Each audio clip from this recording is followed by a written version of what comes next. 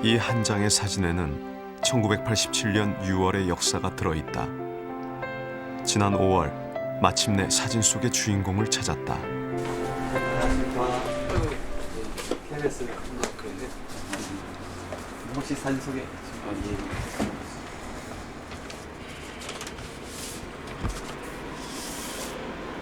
예. 여기 이번이십니까? 네. 이게 어디입니까? 이 명동성당에서 그 87년 6월 11일 날 이게 이제 하루 종일 이렇게 싸움하고 나서 이제 뒤쪽에서 이제 정리 집회하고 있을 때 경찰이 이렇게 들어올까봐 보초서고 있다가 이제 부산 자갈치 시장 뒷길에서 일어난 60 항쟁 첫 시위. 시위대의 선두에 선 사람은 평범한 시민이었다. 그때 이제 마침 제가 또 이렇게 앞에서 앞장서게 되는 형태가 되었지만은 다른 시민들이었더라도 그 앞에 섰다면은 이런 형태를 그 당시 분위기가 사실은 그렇게 형성이 돼 있었다고 보죠. 그게 바로 60의 시작이고 이날이 바로 6월 10일이니까. 그해 6월 광주는 택시기사들이 차량을 몰고 나와 시위 전면에 나섰다.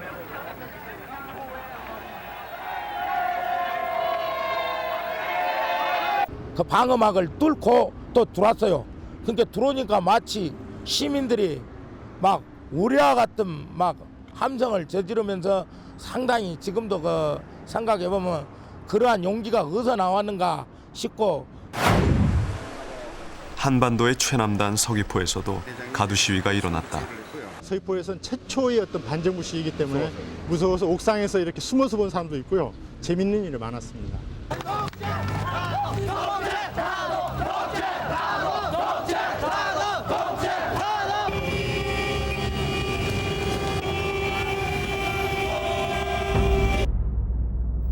대한민국 역사의 물줄기를 돌려놓은 1987년 6월. 그 뜨거웠던 여름날의 거리에는 이름 없는 수많은 사람들이 있었다.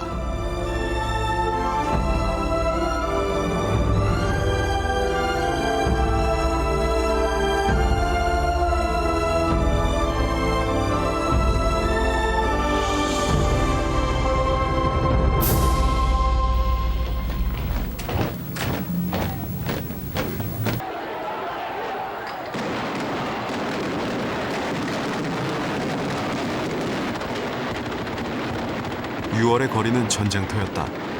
난무하는 최루탄 연기 속에 시위대는 온몸을 내던져 부당한 권력에 저항했다.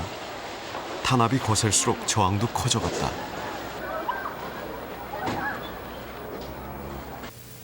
국민 여러분께서도 아시다시피 최근 일부 야당 정치인, 종교인과 제야 불순 세력 및 좌경 운동권이 소위 민주헌법정치국민운동본부라는 불순단체를 조직 6월 10일 서울 도심과 전국에 걸쳐 동시에 이른바 박군사건 규탄 및 호헌철폐 국민대회라는 불법 군중집회 및 시위를 획책함으로써 극도의 사회혼란을 유발하고 국법 질서를 파괴하려 하고 있습니다. 60 대회를 앞두고 치안당국은 삼엄한 경계태세에 돌입했다.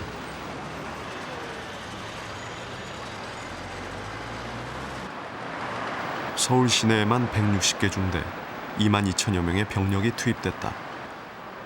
그렇게 꽉 막히는 분위기였는데 6월 10일 앞두고는 뭔가 술렁술렁거렸어요. 이게 좀 뭔가 일이 날 것 같은 그런 분위기.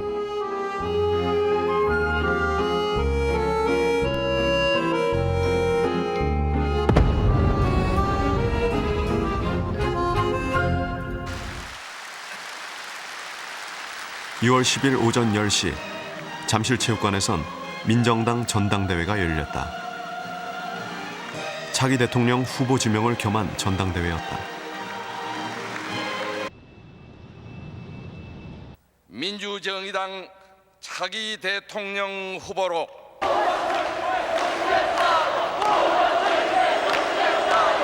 노태우 후보가 선출되었음을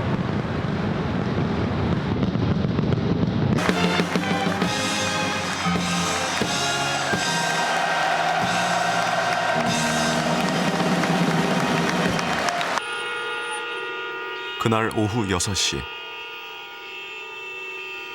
6시가 되니까 갑자기 빵 하는 소리가 쫙 울려 퍼지더라는 거죠. 이건 조직화된 학생이나 데모대의 소리가 아니고 바로 시민들의 소리였기 때문에 수많은 차량들이 일시에 경적 시위에 나섰다.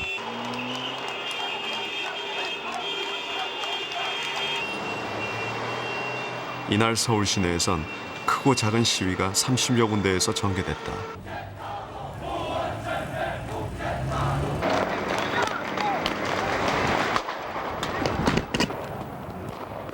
도심 곳곳에서 백골단과 시위대에 쫓고 쫓기는 추격전이 벌어졌다.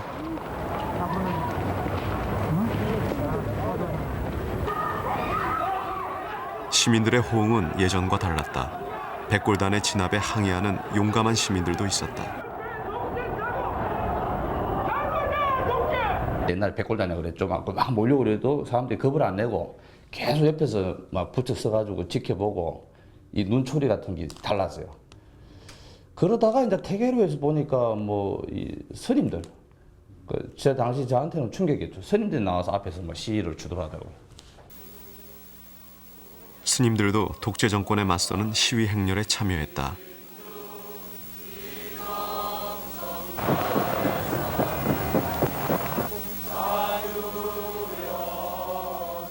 시위대의 선두에는 비구니 스님도 있었다. 같이 단 10분이라도 전부 다 모든 사람이 같이 이쪽에 와서 같이 외친다면 우리가 민주화가 하루빨리 더 빨리 당겨지지 않을까. 간망한다는 거는 이제 100번 바라보고 100번 쳐다보는 것은 한 번 이렇게 참여하는 것만은 못하지 않나.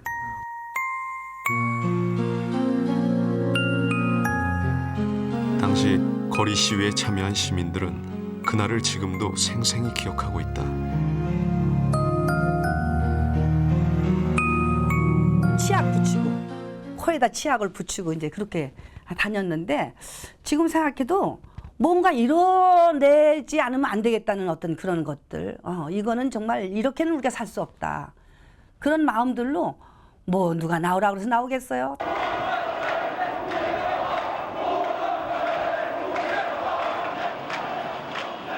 인도를 가득 메운 시민들은 대학생 시위대가 선창하는 구호를 따라 외쳤다.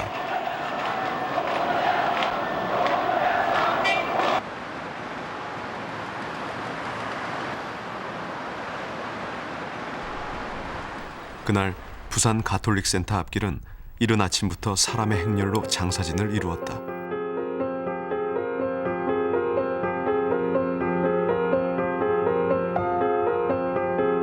아예 보기 위해서는 뭐 30분 이상 줄을 서야 되는 좀 그런 정도로 좀 장사진을 이루었었고, 이제 이런 것들을 보거나 또는 전해 들은 시민들이 당시에 그 6월 민주항쟁 때 연도에 그 박수를 치는 넥타이 부대가 되기도 하고. 그때 부산 가톨릭센터에서는 5.18 광주항쟁 사진전이 열리고 있었다. 사진을 본 부산 시민들은 경악했다.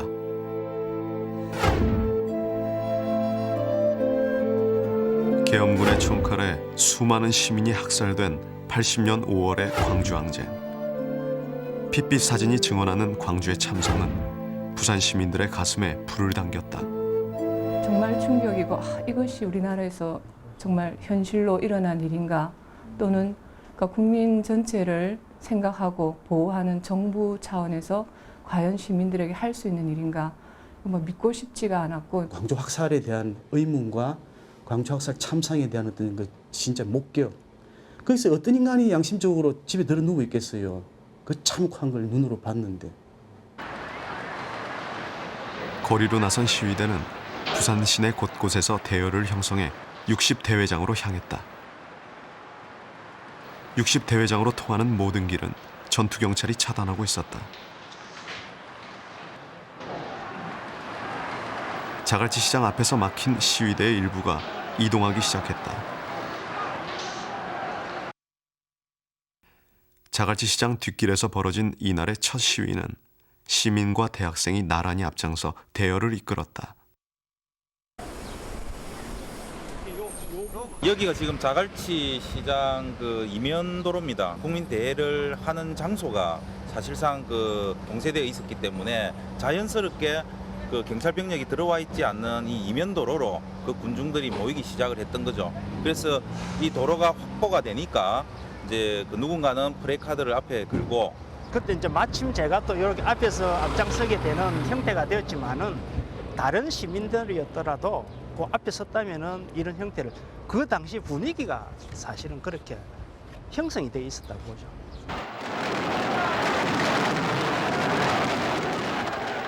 막 도망가고 그러는데 그 생선 파는 아주머니들한테로 막 도망을 갔어요. 그러니까 우리는 체류탄을 맞았고 전경련을 잡으러 오고 그러니까 그 처음부터 급하니까 생선물을 가지고 막 얼굴을 막 씻었던 그 기억이 지금도 생각하면 그 잠깐 그 생선물로 세수하고 이렇게 하면서도 다시 그 대열이 흩어진 게 아니라 다시 또 모아졌거든요.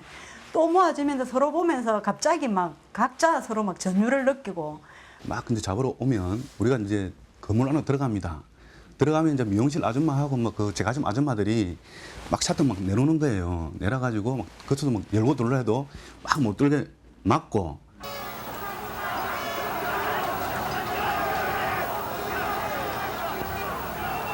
붙잡히면 구속된다는 걸 알면서도 사람들은 거리로 나왔다. 일반 시민들의 참여도 점점 늘어갔다. 저도 이제 막 직장 생활을 첫 시작할 때라 가지고 야, 이렇게 하다가 잡히면은 뭐 직장도 못 다니지 않는가 사실 뭐 솔직히 이제 겁도 났고요. 이제 처음에 할 때는 이렇게 시민들하고 학생들이 떨어져 있었지만 차츰 이제 가면 갈수록 시민들이 동조하고 뒤에서 이제 박수 치다가 저도 모르게 어느 순간에 그 대열 안에 들어가 있더라고요. 광주 항쟁에 대한 여러 가지 사진, 비디오 이런 걸 봤고 거기에 대한 분노감 또 권인숙 송고문 사건이 있었고 박종철 물고문 사건이 있었습니까? 거기에 대한 분노감이 항상 가슴에 억누르고 있는 상태에다가 박종철이 같은 경우는 또 연고가 또 부산이고 이러니까 많은 시민들이 그 부분에 대해서 한편으로는 슬프고 한편으로는 어떤 뭐 그 정권에 대한 분노 이런 것들이 있으니까. 그해 1월 경찰의 물고문으로 숨진 박종철은 부산의 아들이었다. 은폐될 뻔한 죽음의 진실이 밝혀지면서 부산의 분노가 터져나오기 시작했다. 경찰이 추도 대회를 무산시켰지만 물러서지 않았다. 시작을 하자마자 막 그 사과탄이라든지 체류탄을 던져가지고 그 당시 제 생각에는 막 더 이상 그 물러설 곳이 없다든지 생각할 여유가 없이 그 자리에서 나는 여기서 내가 뭐 어찌 되든지 여기서 이제 아무 생각이 없었습니다. 나는 이제 더 이상 도망가지 않겠다. 6월 10일 저녁 7시 서울의 한 호텔 연회장에선 민정당 대통령 후보 지명 축하연이 벌어졌다.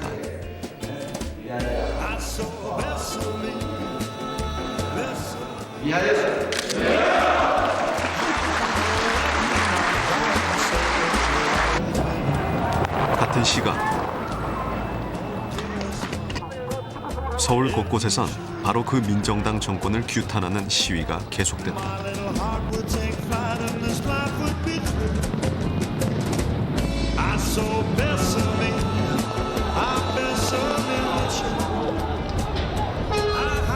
그러다가 이제 사실 저 명동성당까지 몰려가게 된 겁니다. 거기서 가까우니까. 그때는 전 지리 몰랐고 골목골목을 밀려가다 보니까 성당이 나오더라고요. 사람들이 명동성당이라고. 그렇게 시작이 되었죠. 그날 밤 항쟁의 불씨는 명동성당으로 옮겨갔다. 밤늦게까지 경찰에 쫓기던 시민, 학생 800여 명이 명동성당으로 모여든 것이다.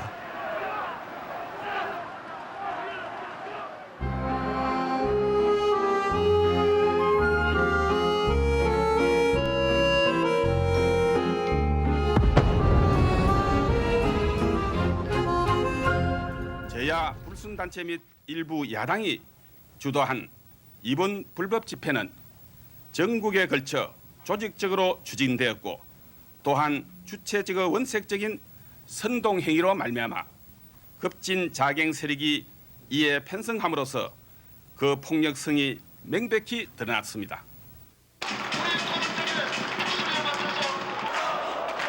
11일 아침 명동성당 시위대는 집회를 마치고 해산할 예정이었다.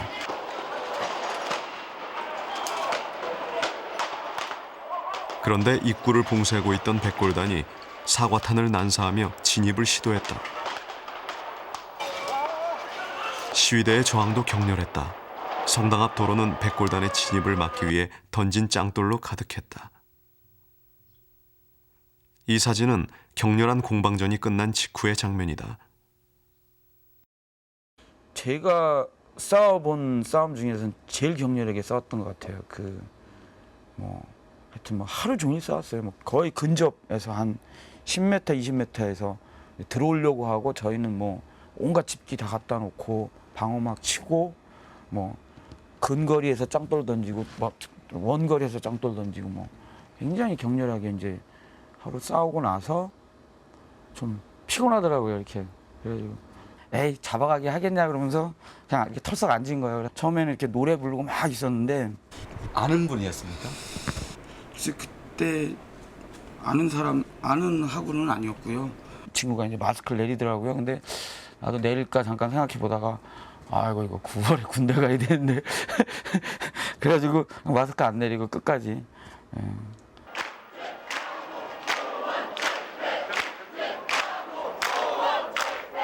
경찰의 봉쇄로 예정에도 없던 농성이 시작됐다. 명동성당 농성대가 처한 어려움은 시민들의 보호 본능을 자극했다.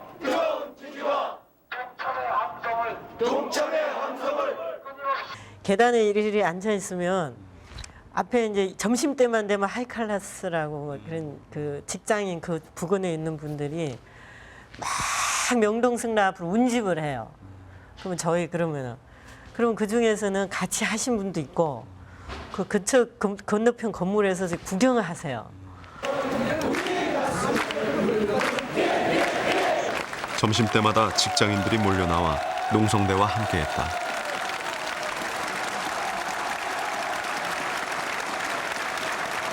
명동 거리를 가득 메운 넥타이 부대의 등장은 예상치 못한 것이었다.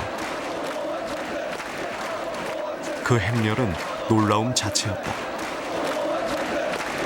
와 하면서 나오죠. 저희는 깜짝 놀랐습니다. 왜냐하면 그게 처음에는 그게 백골단인 줄 알았거든요.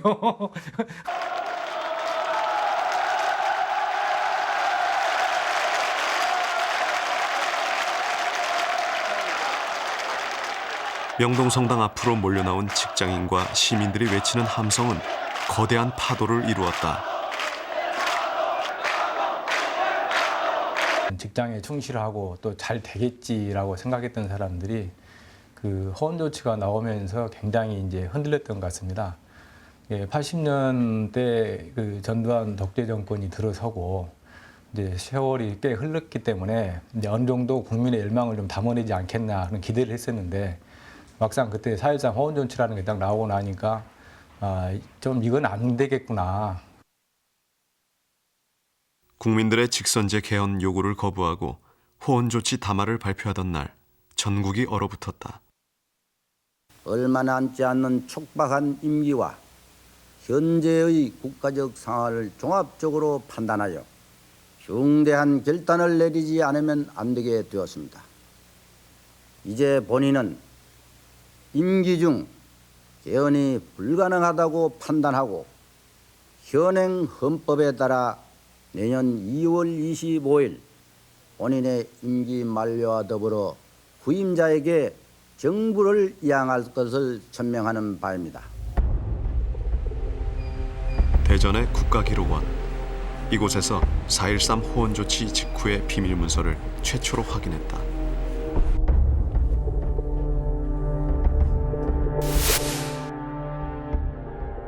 국무총리가 후속 조치를 지휘했다.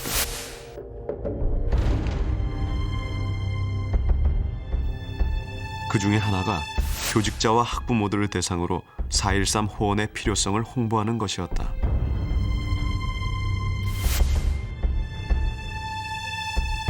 전두환 대통령의 편지도 확인할 수 있었다. 미국의 레이건 대통령에게 보낸 편지에서 국민의 절대 다수가 4.13 호원 조치를 지지한다고 강조했다. 그러나 바로 그 국민들은 거리에 있었다.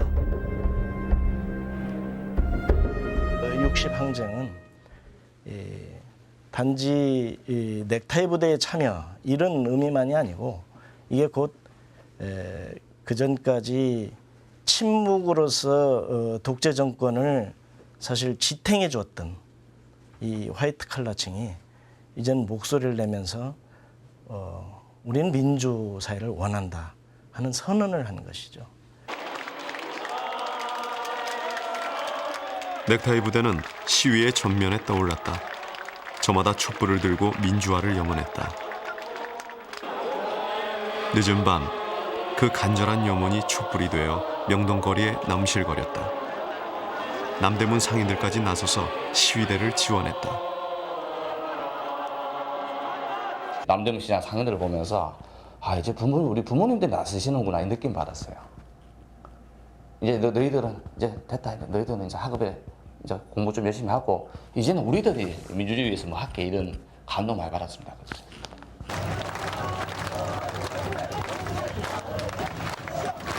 6월 15일 5박 6일간의 명동성당 농성이 끝났다.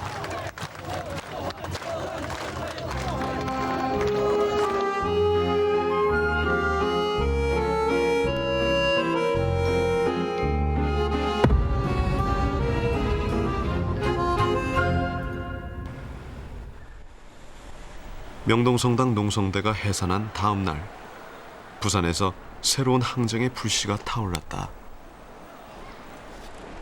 데모 군정들이 꽉 이렇게 모여 있었어요. 그리고 저긴 정경들, 저쪽도 정경들하고 이제 백골 부대라고 또 있죠.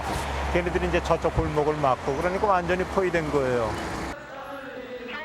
경찰에 쫓기던 시위대가 가톨릭 센터로 몰려든 것이다. 밑에서 계속 집회를 하면서 밀려가 올라오는 와중에 이제 그 신부님이 위쪽에서도 그 위쪽으로 올라오면 여고가 있거든요. 그 여고 쪽에서도 경찰차가 내려오고 있으니까 연락을 주시더라고. 그래가지고 저희들이 이제 가톨릭 센터 안으로 일방적으로 밀려 들어간 거죠.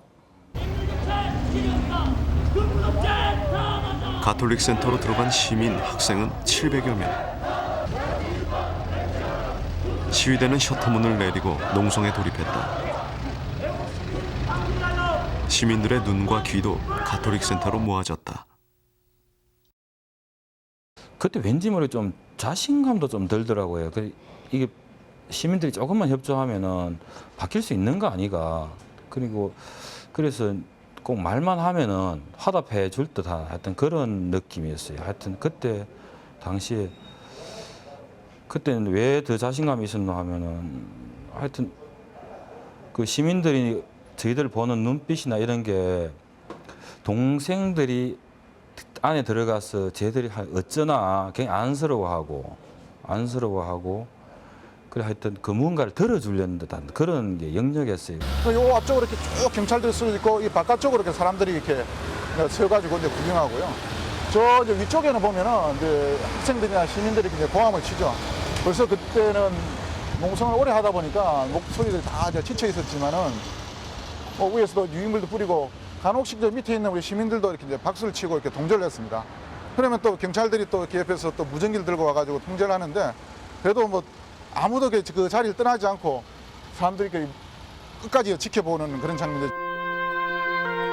그날 이후 농성이 시작된 부산 가톨릭 센터는 명동성당에 이은 새로운 항쟁의 구심점이 되었다.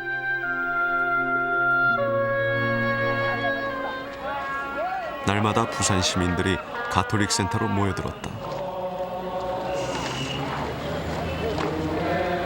이렇게 살 수는 없어. 앞으로 우리 자유를 보장해라. 우리 자유를 보장해라. 국민의 자유를 보장해라.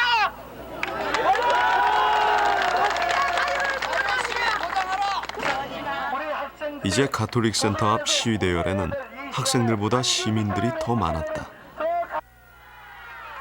할머니들까지 나섰다. 할머니, 할아버지들에게도 최루탄은 날아들었다.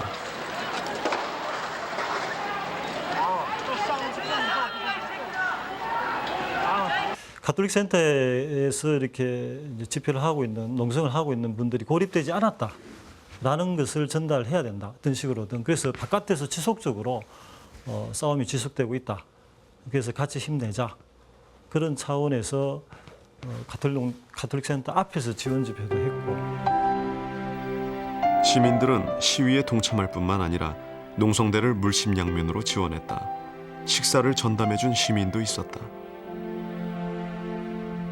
뭐 어떻게 해야 되겠다는 생각 없이 같이 그냥 이제 솥 걸어놓고 국 끓이고 이제 간단하게 할 국밥이니까. 농성장에는 매일같이 격려와 지원이 답지했다. 식량과 의류, 약품은 남아돌았다. 지원 물품에는 민주화를 꼭 이루자는 시민들의 간절한 마음이 담겨 있었다. 저희들 외부 물품이 들어오면 빵, 우유 같은 거를 이렇게 나르는 그런 조였었어요. 그래서 빵이나 이런 것들이 굉장히 많이 남아가지고 먹고도 남을 만큼 많이 들어왔었거든요. 그렇지만 매 때마다 각기 들어오는 종류가 다를 때마다 굉장히 좋아하던 국제시장 상인들 그리고 우리에게 정말 편지 하나에 자기 도시락까지 보내준 여고생 그다음에 정말 미안해하면서 사죄의 편지와 함께 돈 뭐 아주 적은 돈이었어요. 한 1,000원 얼마인가 뭐 이런 정도 되는 돈을 같이 보냈던 전투경찰 이런 사람들은 도저히 잊을 수가 없죠. 당시 농성대가 머문 가톨릭 센터 강당. 200명 정도 들어갈 수 있는 곳이다. 정말 잠 그래봐야 잠도 저기서 잤고 뭐 잠은 꼭 고정된 건 아니지만 저는 주로 저기 있었습니다. 왜냐하면 저는 일반학우였고 너무 몰랐었기 때문에 여기서 말씀하시는 뭐 얘기라든가 또는 노래라든가 이런 게 너무너무 금방금방 다가오는 거예요. 그래서 한마디도 놓치지 않고 또 한 구절이라도 정확하게 좀 내가 불러줘야만이 시민들도 같이 좀 자랑스럽게 크게 목청껏 부르다 싶어서 저 주로 앞쪽에 제가 앉아 있었습니다. 그때 400명 가까운 사람들이 여기에 빽하게 들어차서 정말 그 어려운 여건에서 다들 서로 양보하고 협조하고 하면서 힘을 줬던 그 정말 따뜻함과 열기 이런 것들이 정말 새삼 기억에 많이 남아요. 다시 그럴 수 있을까 싶을 만큼.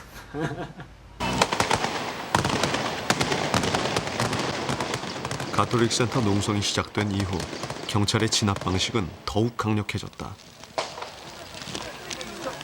그러나 최루탄 연기가 짙어갈수록 시위는 수그러들기는커녕 점점 확산됐다. 17일 밤 농성장으로 비상계엄령설이 날아들었다. 비행장에 지금 군인들이 대기 중에 있고 부산 쪽에만 지금 아주 강렬하게 남아있기 때문에 어떤 부산 지역에 위수령이 내릴 수 있을 것이다라는 그런 얘기들도 있었고 그래서 한편으로는 어떤 공포가 컸죠. 그러니까 결국 저들이 한번 쳐들어올 수 있지 않을까 하는 그런 긴장감들이 높았었죠.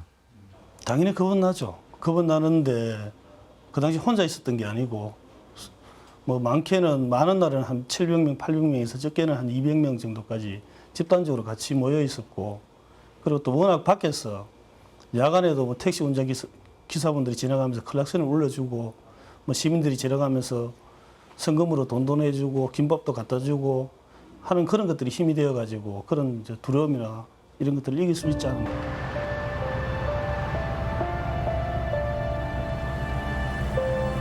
싸워야 한다는 의지와 공포가 엇갈리며 6월 18일이 다가오고 있었다.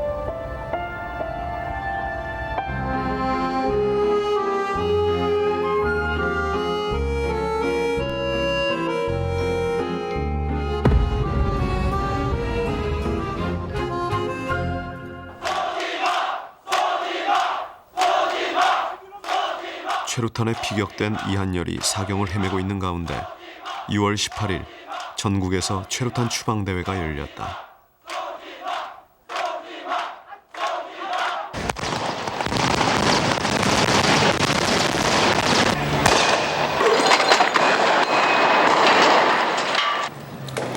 진압경찰은 맨몸의 시민들을 향해 이날도 무차별적으로 쏘아댔다.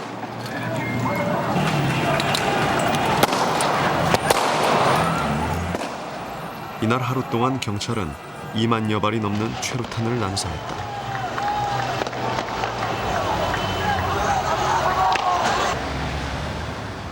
최루탄 희생자가 속출했다.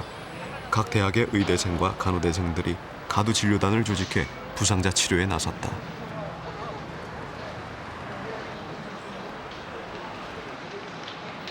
진료단 역시 최루탄의 위협에 노출되어 있었지만 속출하는 환자들을 외면할 수 없었다.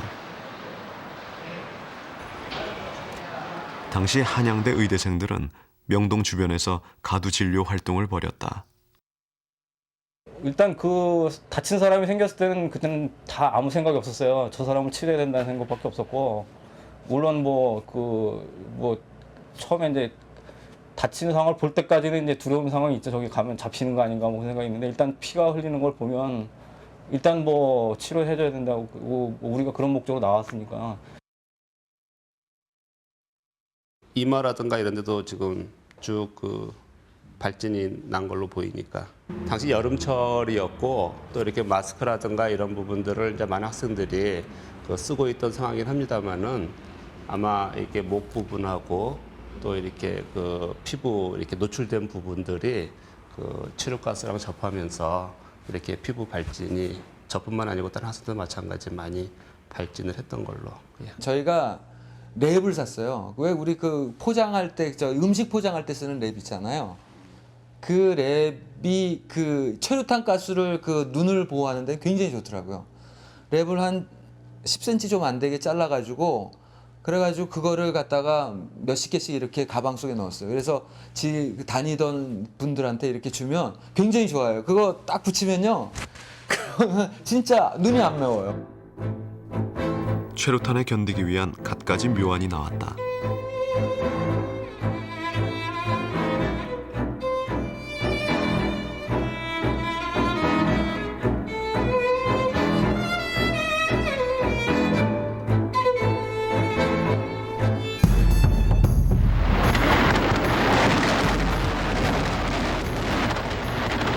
(6월 18일) 최루탄 추방대회 참가자는 전국 26개 지역 100만여 명으로 추산된다.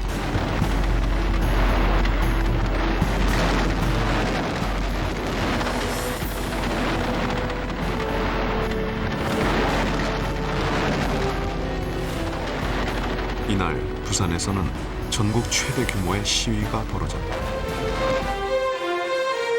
서면 로타리를 축으로 6km에 이르는 왕복 8차선 도로가 사람의 물결로 파도쳤다. 급기야 치안당국은 서울의 정액이동대 3개 중대를 부산으로 급파한다. 부산의 경찰 병력만으로는 감당할 수 없는 시위 규모였던 것이다. 몇십만 명이 그 하나의 그 우리 군무라 그러죠. 그 한 마리 용처럼 이렇게 사람들이 확 휩쓸려 나가면서 그런 어떤 에너지, 그런 특이한 느낌. 더 이상 직선제 개헌을 미룰 수 없다는 소망이 만들어낸 거대한 물결이었다.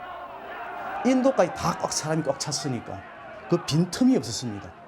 꽉 차가지고 오는데 뭐 10만 명인지 50만 명인지 나 숫자는 나는 별 관심이 없었고, 일단 도로를 꽉 채웠으니까 그때 우리는 무릎 이상으로 높이로 뛰다녔습니다. 세상에 살면서 이런 날도 있나. 그리고 그때 이제 그 시민들의 그 표정들을 보면요, 어깨동무는 기본이고 얼굴도 만지가면서 그냥 구포 사상 쪽인데 저기서 엄청나게 사람이 몰려왔고요. 그리고 저쪽 점포 사거리에서 그냥 버스들이 안 오면서 거기서 버스에서 내리신 분들, 이런 분들이 여기는 8차선 도로가 꽉 찰 정도로 내려갔습니다. 그래서 여기서부터 요 밑에 범내골 로타리, 중앙시장, 부산진시장, 오버브리지까지 사람이 꽉 찼었어요. 그러니까 차가 저 점포 사거리에서 오버브리지까지 차가 한 대도 다니지 않았습니다. 6월 18일 시위 대열의 중심축을 이루었던 서면 로타리. 그날 이곳은 지금도 벅찬 감동으로 남아있다. 여기 옛날에 그 제1은행이라는 게 있었는데, 지금 우리 은행 자리에 여기서 양발에 목발을 집은 소아마비 환자 청년이 8차선 도로를 건너와가지고 100원짜리 동전 5개를 입고 가는 거예요. 그것을 한번 생각해 보세요. 얼마나 가슴이 지금도 생각하면 뭉클해집니다. 서면에서 이동해온 시위 대열이 경찰과 부딪힌 곳은 오버브리지로 불리는 좌천동 고가도로. 이곳에서 시민들의 분노에 다시 불을 지르는 사건이 일어났다. 거의 지점은 정확한 것 같아요. 지점은 요 부근 맞습니다. 예. 이제는 갑자기 이제는 최루탄 가스 터지는 소리, 흔히 찌랄탄이라 그러잖아요. 막 다다다다 하는 소리 하고 막 터지는 소리 한꺼번에 막 집중적으로 막 터졌어요. 저는 깜짝 놀랐죠. 깜짝 놀라서 위쪽을 이렇게 쳐다보고 있었는데 쳐다보고서는 은핏하고는 그냥 제가 막 지나가는 찰나였어요.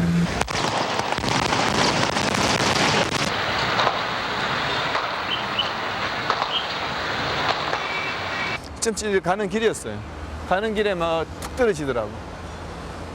그래서 보니까 이제 이쪽에 이렇게 사람이 이제 널브러지게 된 거죠. 얼른 뛰어가서 이렇게 앞으로 엎어지는 사람이 이렇게 앞으로 이렇게 바로 눕혀 본 거죠. 눕히니까 막 얼굴에 막 머리 위까지는 괜찮은데 얼굴 이마부터 해가지고 가슴 하면 요 정도까지 그 체류탄 가스가 하얗게 빨갛게 이제 덮어서 있었고 완전히 실신한 상태였던 것 같아요. 고가도로에서 떨어진 이태춘 씨는 24일 밤 끝내 숨졌다. 최루탄으로 인해 아까운 생명이 또다시 죽어간 것이다.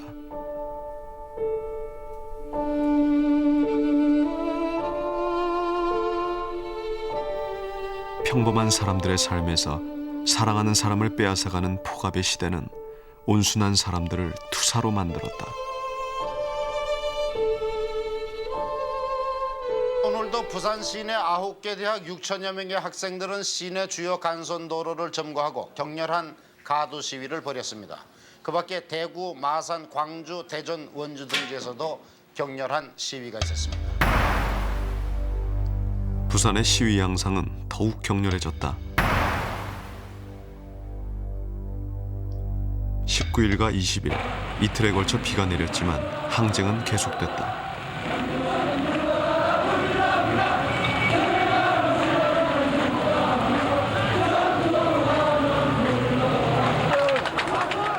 빗속을 뚫고 나온 시위대열은 비폭력을 외치며 가톨릭 센터로 향했다. 도로를 가득 메운 경찰 병력이 시위대를 막아섰다. 이젠 최루탄도 시민들의 발길을 묶을 수 없었다.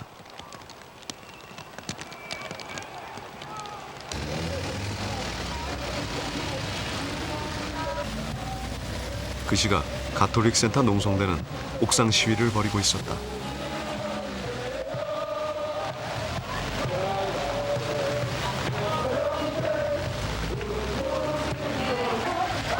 시민들도 농성대의 노래에 화답했다.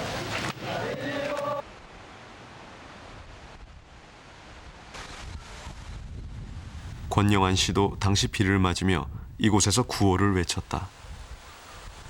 저희들이 외치면 밖에 시민들도 합세해서 했고 또 그중에서 몇몇 전경들은 저희들 구호에 맞춰서 발을 이렇게 리듬도 맞춰주고 했습니다.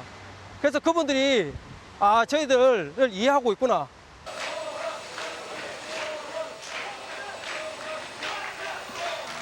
(6월 22일) 가톨릭 센터 농성대는 경찰로부터 안전 귀가를 약속받고 해산을 결정했다. 시민들은 뜨거운 박수로 환송했다.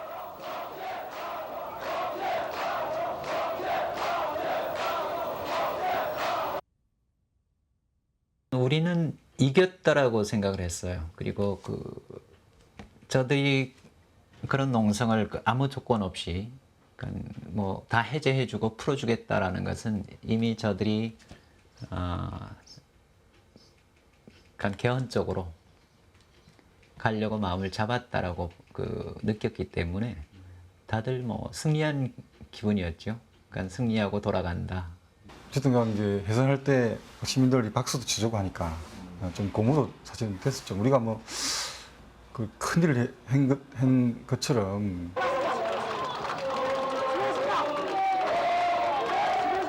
6박 7일간의 농성을 끝내고 모두 현장을 떠났다. 그것으로 부산의 시위는 끝나는 것 같았다.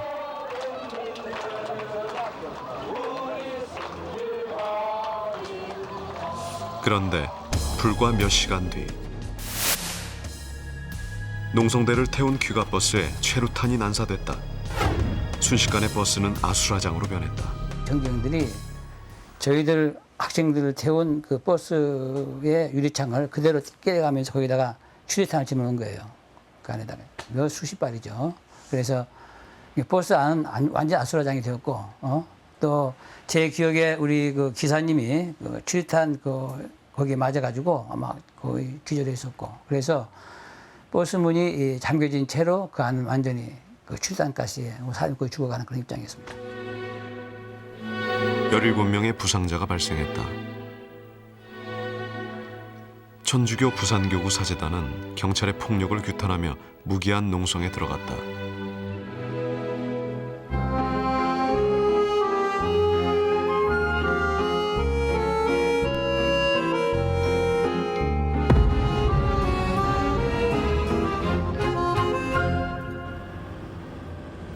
부산 농성대가 해산하던 날, 서울의 정예기동대 이계중대가 광주로 급파됐다. 이때부터 광주의 시위가 격화됐기 때문이다. 여기가 완전히 통제선입니다. 통제선. 어떤 차량이라도 한 대 지나갈 수 없는 경찰들과 철통 같은 통제선인데 그 통제선을 뚫는 것이 목적이었어요. 6월 23일 광주의 택시기사들이 일제히 차량 시위에 나섰다. 전남도청으로 가는 것이 목표였다.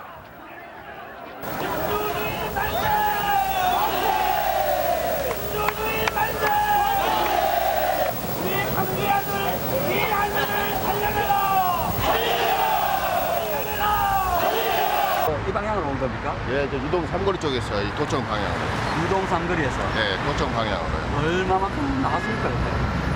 그때 아마 굉장히 많은 차들이 다 합류하고 그랬어요. 광주 시내 전 차량들이 거의가 다 합류했다고 해야 되겠죠. 방어막을 뚫고 또 들어왔어요. 그러니까 들어오니까 마치 시민들이 막 우리와 같은 막 함성을 저지르면서 상당히 지금도 그 생각해보면 그러한 용기가 어디서 나왔는가 싶고, 그때도 이제 5.18 때도 5월 21일 정도에 기사들이 빵빵 경제 올리고 이제 그런 기억들이 저는 아련하게 있거든요. 그때 고등학생 시절이라. 근데 6월 항쟁 때도 이제 그걸로 인해서 이제 빵빵 이제 이런 어떤 신호탄처럼 택시 기사들이 해주는 이제 그런 것들에 서로 이제 그냥 뭐 약속이나 한 것처럼 신호였어요. 신호.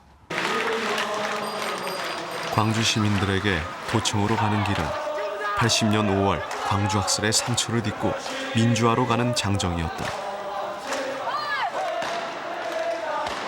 도청 진입을 허용하지 않으려고 하는 경찰하고 또 민주화를 염원하는 시민들하고 항상 여기서 충돌할 수밖에 없었고, 저지선이 이쪽에 이렇게 쳐지고 이 시민들은 계속 저지선을 뚫으려고 이쪽에서 계속 가열찬 그 몸싸움을 치열하게 벌였던 현장입니다. 이쪽이. 최루탄이 동이 날 정도로 경찰의 처지는 필사적이었다.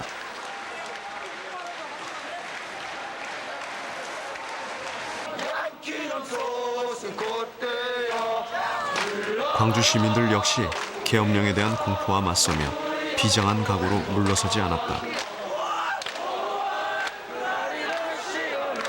군부가 다시 나오려 한다. 그 군부 계엄이 또 군부에서 다시 계엄을 올라간다는 그런 설도 많이 있었어요. 그래서 여기에서 우리가 주저하면 안 된다. 혹시 계엄령이 또 일어날지도 모르고 또 비상조치를 내릴지는 모르니까 그 행동 방향까지 저희들이 내렸어요. 만약에 비상계엄령이 내린다면 우리는 도청이로 시민들 다 참여하십시오. 시장 부근 주택은 모두 대문을 개방하십시다. 예? 왜냐하면 이제 어머니가 백골단들에게 쫓기면은 문을 열어줘야 숨을 거 아닙니까? 그래서 문을 개방합시다 합니다. 사복지위에 연행될 경우 구타를 당하게 되니 자신을 보호할 수 있는 어떤 마음을 가집시다.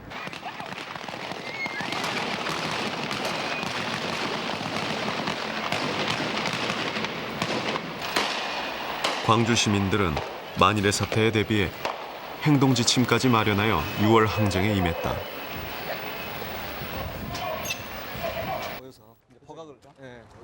시위가 끝난 뒤 서로의 안전을 확인하기 위해 친구들끼리 모이는 아지트도 있었다. 거꾸로 2시에 모였어야 돼요. 그래갖고 오늘은 5시. 내가 우리 친구도 아지트가 돼가지고 여기서 모여서 이런저런 이야기하고 또 같이 나가서 쉬려고 연속이었죠. 지금은 그렇게 하면 할 뜻을 못 하죠. 밤 늦게까지 막 날 새인지 모르고 같이 이제 싸우고 그 끝나면 또 다시 모이고 과연 우리가 세상을 바꿀 수 있을 것인가에 대한 어떤 뭐 중대한 어떤 결정은 아니지만 우리가 적극적으로 참여해야 한다. 그리고 정말 그 아름다운 세상을 만드는 데서 젊은이답게 부끄럽지 않는 그래서 뭐 누가 누구에게 가르치고 그런 것이 아니라 자연스럽게 그 순수한 어떤 열정이 나왔지 않은 것.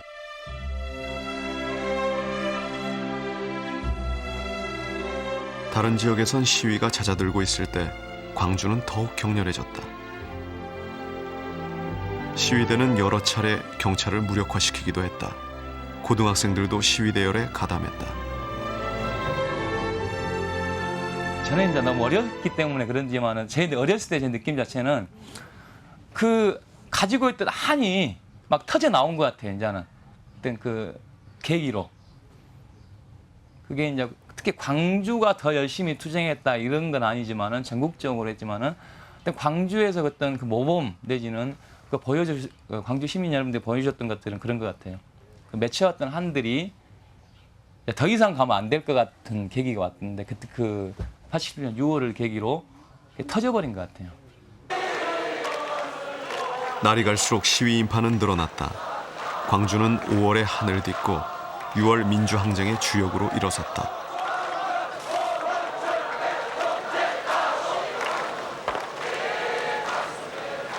어떻게 하다 보니 갑자기 시민들이 엄청 늘어나가지고 그 대열 그대로 체류탄을 쏴에도 불구하고 그대로 밀고 태평극장 있는 다리까지 갔을 때 그 아무것도 아니지만 이렇게 그 환희 우리가 뭉치면 이렇게 할 수 있다. 뭔가 우리가 힘만 못하면 역사의 그 잘못된 부분을 바로 잡을 수 있겠구나라고 하는 그런 자신들도 생겼었던 것 같아요.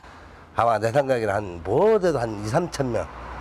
그 숫자가 밀고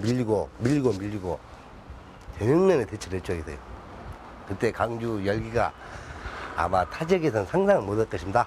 예, 남녀노소는 불문하고 그러니까 그냥 뭐 자기 나이를 드신 분들은 할 일이 있었고 젊은 사람들은 할 일이 있었죠. 그러니까 다 상부상조해서 그 정신은 아마 다시 또 이루어질란가.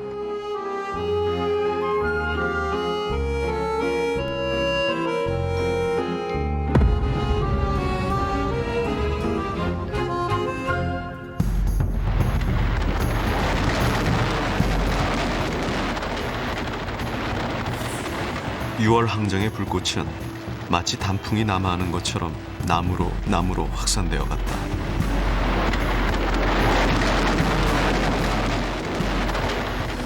국민평화대행진이 열린 6월 26일에는 마침내 한반도의 최남단 서귀포에서도 항쟁의 불꽃이 피어올랐다.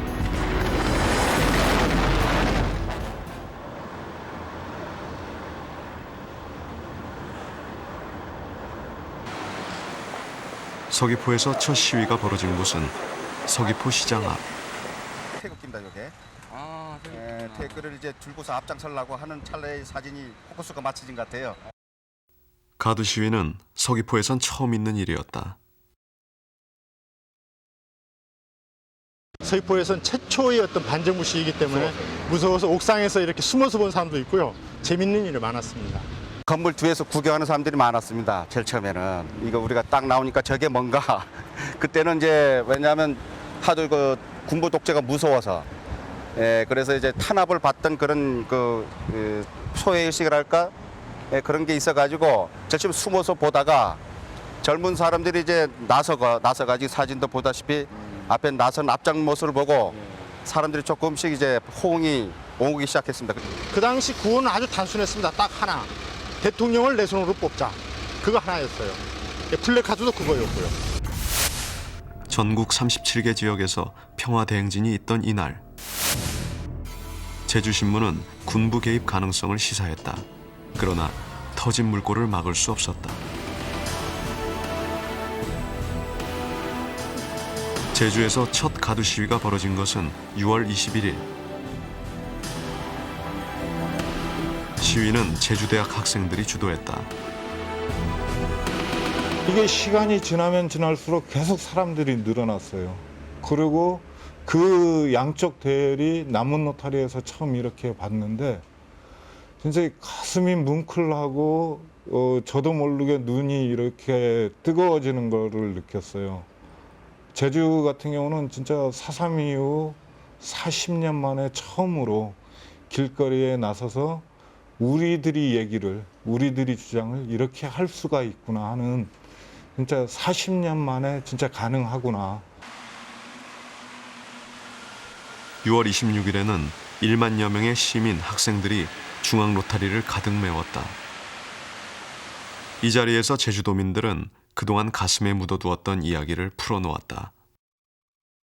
시국선언 발표도 하고 뭐 같이 박수도 치고 그다음에 시민들한테 자유 발언 시간 줘가지고 할머니도 나와서 여기 말씀하시고 아저씨도 말씀하시고 장사하시는 분도 나와서 거기는 전부 상가들이었거든요, 주변이. 그래서 장사하시는 분도 자기 말씀하시고 그래서 그야말로 어떤 그 축제까지는 아니겠지만 그런 어떤 토론회 장도 되면서 자, 40년 전에 제주 땅에서 벌어졌던 수많은 억울한 죽음, 그 학살, 이제는 4.3도 진상규명이 돼야 되고 그 억울한 죽음에 대한 그 어떤 해원이 있어야 된다 하는 말들이 바로 그때 그 6월 항쟁 시기에 중앙로에서 처음 나오게 됩니다. 4.3 학살 이후 제주 사람들은 거리로 나서는 것 자체가 공포였다. 박수를 처음 하는 사람의 심정이라는 건요, 그건 말로 설명 못해. 진짜 붙잡혀 갈까봐 겁난 걸 떠나가지고 처음에는 이제 학생들 위주로 가다가 그다음부터 시민이 동참하기 시작한 거죠. 그러면서 여기 시위를 할 때는 거의 뭐 몇만 명이 된 거죠. 이 안에 가득 차면은 그 정도 되지 않겠습니까?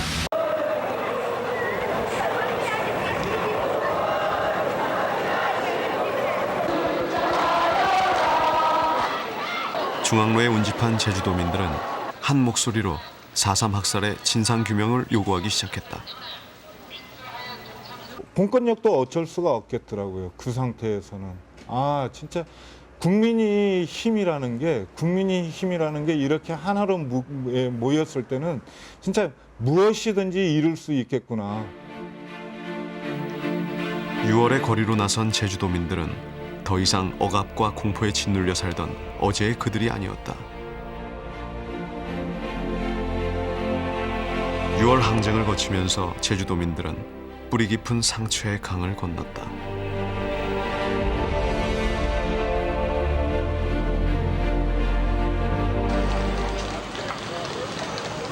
(6월 26일) 부산에서는 농성 중이던 천주교 사제단이 시위대를 이끌었다.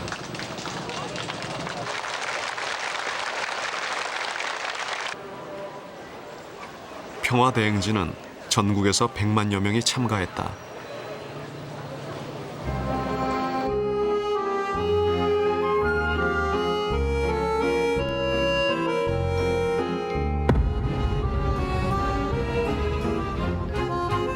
국민적 화해를 이룩하기 위하여는 대통령 직선제를 택하지 않을 수 없다는 6월 29일 마침내 독재 정권은 국민 앞에 무릎을 꿇었다.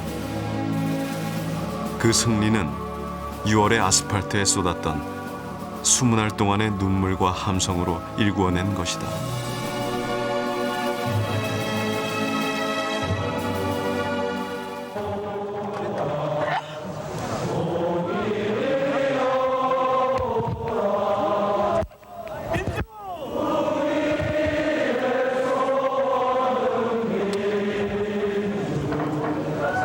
이게 막 파도 치는 느낌이었어요. 그 민심의 파도라 그럴까?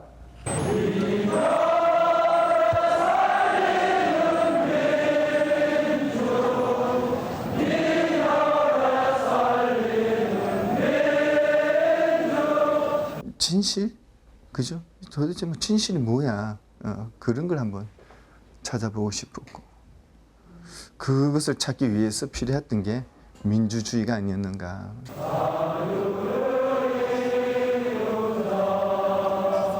대한민국은 민주공화국이다.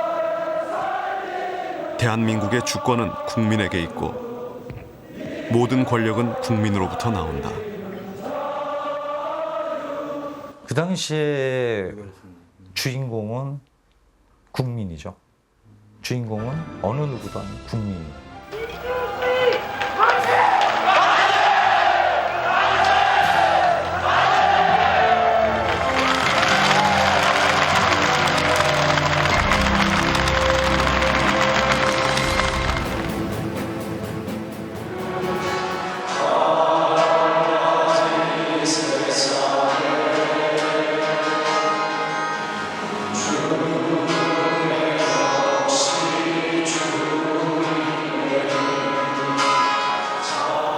명동성당에서 특별한 미사가 열렸다. 시간을 거슬러 20년 전 격동의 기억과 만나는 시간.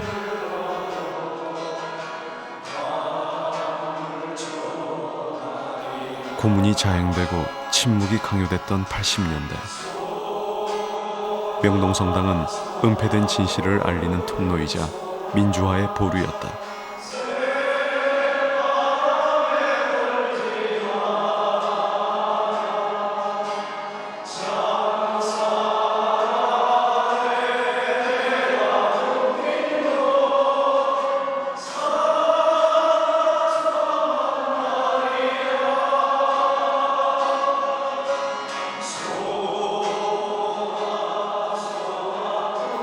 독재에서 민주로 이 땅의 운명을 바꾸어낸 60 민주항쟁.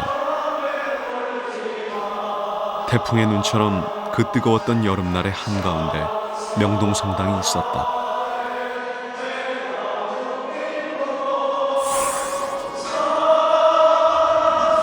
(1987년 6월) 명동성당에는 그곳에서 농성하던 시위대와 철거민이 있었고, 성난 시민들과 진압에 나선 전투경찰이 있었다.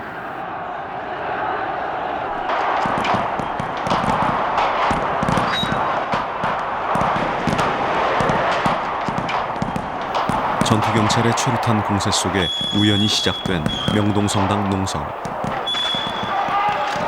성당으로 통하는 모든 입구가 봉쇄돼 밖으로 나갈 수도 없었다.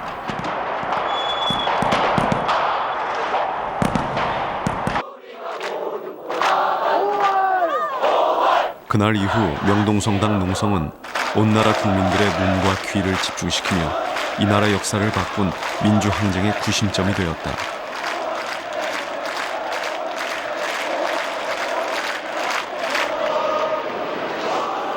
서슬퍼런 공권력의 위협과 공포와 맞서며 격동의 현장에 함께했던 사람들.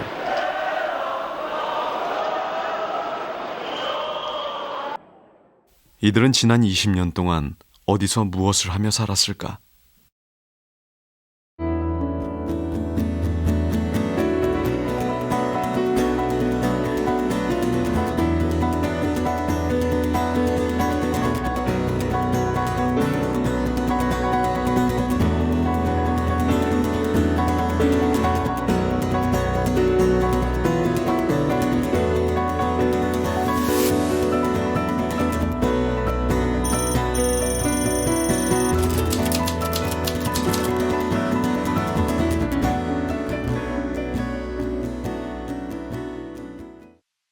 원래는 이제 시청 쪽이었는데 그 본 집회는 저희가 참석도 못했고, 당시만 해도 명동성당이 열려 있었기 때문에 자연스럽게 그쪽으로 들어가는 거죠. 오후였던 걸로 기억합니다. 친구에게 이제 차비도 꿀겸 얼굴도 붉겸해서 명동에 나왔었는데, 전투 경찰이 양쪽 길을 가로막고 있는 걸 보고 아차, 바로 무언가 있구나 걸 느끼고 시위에 또 참여를 하게 되었습니다.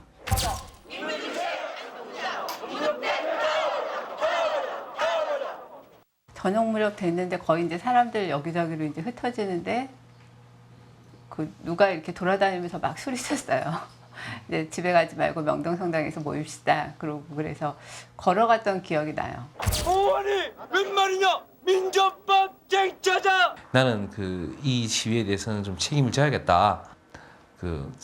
좀 뚱뚱한 몸이지만 빨리 달려서 시위 현장에 들어가게 됐습니다. 그래서 명동성당에 제가 합류한 시점은 11일 오전이었습니다.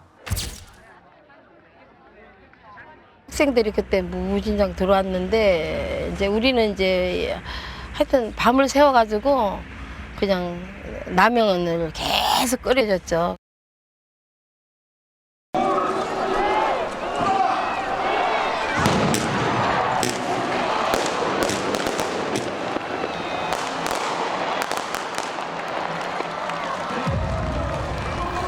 출발선을 박차고 나와 달리는 그의 손에는 깃발이 들려있다.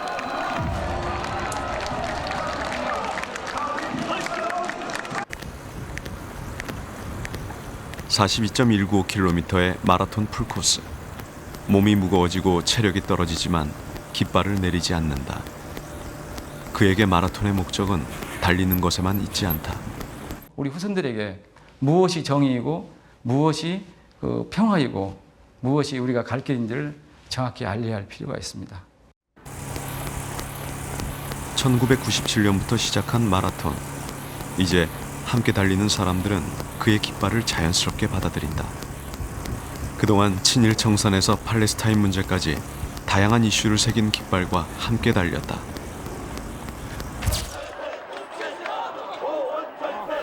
김덕진이 사회 문제에 적극 참여하기 시작한 것은 20년 전으로 거슬러 올라간다. 1987년 6월 명동성당 입구를 봉쇄한 전투경찰 쪽으로 다가와 항의하는 30대 청년.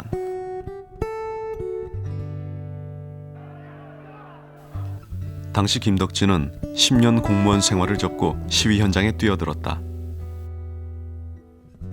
30대 초반의 나이에 정의감도 있었고 또 수많은 양민들을 학살하고 정권을 탈취한 그 군사 정권에 대해서 분노도 있었고. 6월 11일 우연히 명동에 나왔던 김덕진은 경찰에 포위된 시위대를 보고 그 길로 저지선을 넘어 농성에 합류했다. 전경들로부터 고립된 시위대. 그 속에서 김덕진은 이전과는 전혀 다른 경험을 한다.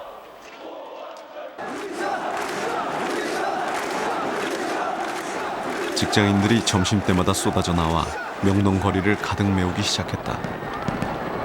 시민들은 더 이상 방관자가 아니었다. 아까 대로 시민들이 막 모여올 때는 막 가슴이 두근거리고 감격스러웠고 그 어떤 막 경황이 없었어요. 예.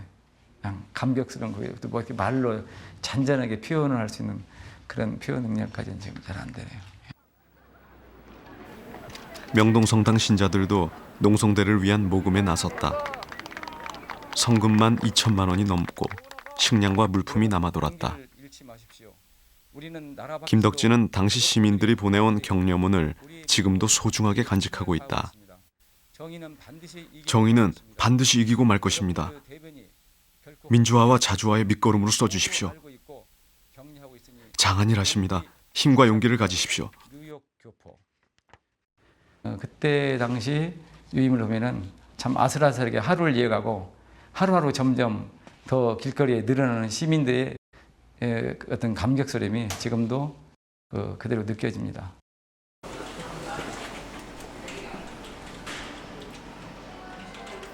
육신 민주항쟁이 끝난 뒤 다시 공무원 시험에 합격한 김덕진은 원래의 자리로 돌아왔다. 6월의 경험은 그를 괴짜 공무원으로 만들었다.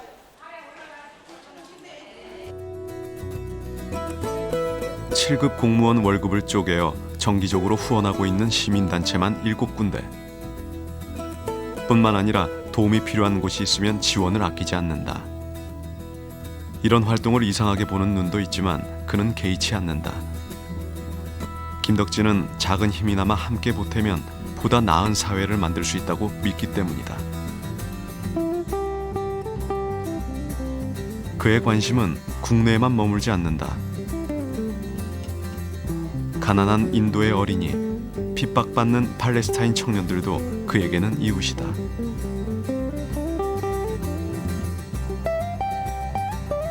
힘 모아 함께하는 삶의 소중한 가치를 알기에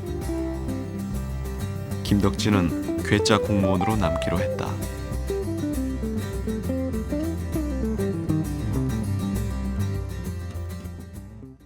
능력만을 최고로 치는, 그리고 경제적인 가치만을 최고로 치는 이런 시대에서 우리 아름다운 모든 것들을 잃어버리다 보니 20년이 지난 오늘날 그때의 어떤 그런 것들이 지금 빛을 못 보고 있습니다.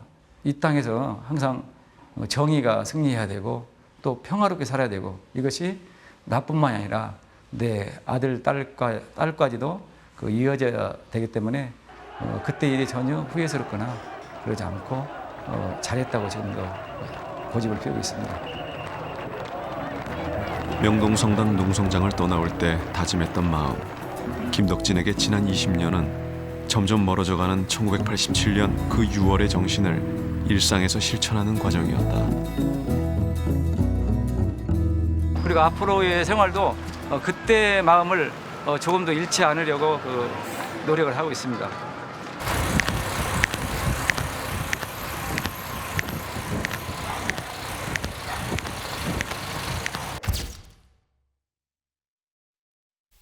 김덕진이 명동성당에 들어간 6월 11일 화형식이 있었다. 이에 자극받은 경찰이 농성대의 저지선을 무너뜨리고 성당 진입을 시도했다.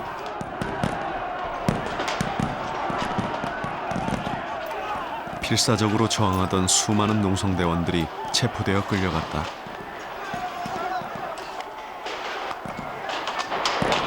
경찰은 성당 안에까지 최루탄을 난사했다.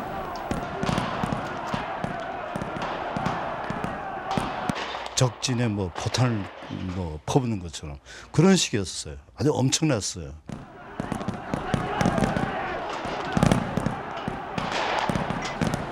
이날 깊은 인상을 남긴 사람이 있었다. 치열한 공방전을 벌이던 찰나였다.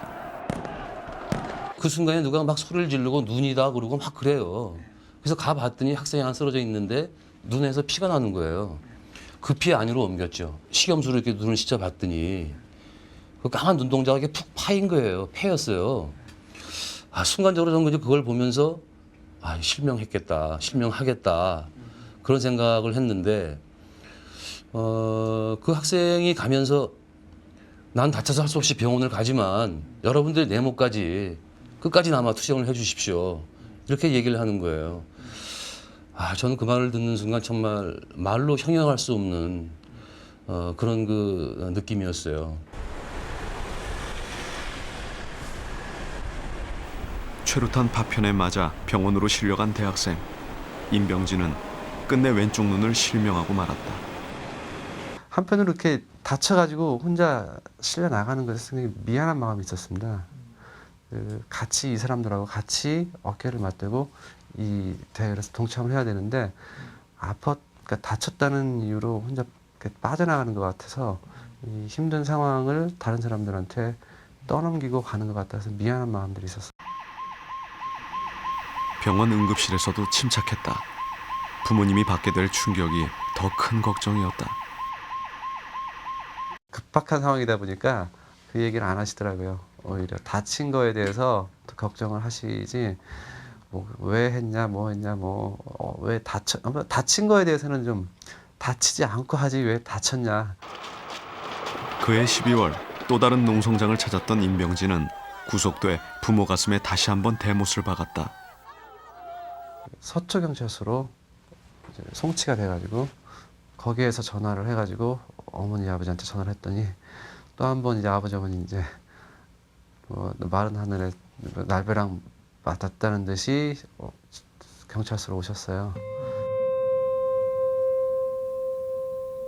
출소 후에도 청년운동가로 활동하던 임병진이 운동권을 떠나 직장 생활을 시작한 것은 1990년.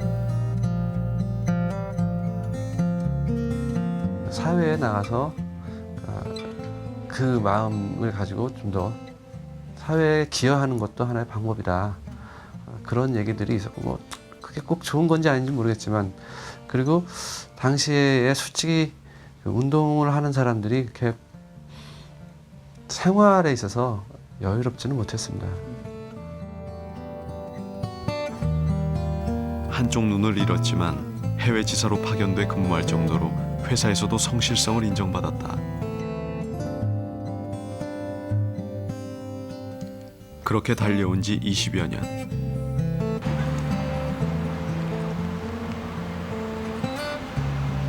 지금도 임병진은 푸르렀던 젊은 날의 꿈과 명동성당 언덕에서 함께했던 이들을 잊지 않고 있다. 앰뷸런스 타고 나올 때 저를 사실 부축해 주는 사람이 한 명 있었어요.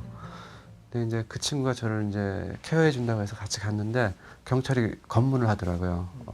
환자가 실려 나간다고 그러는데, 근데 이 사람, 저는 이제 확인을 하더니 이 친구는 나가도 좋다.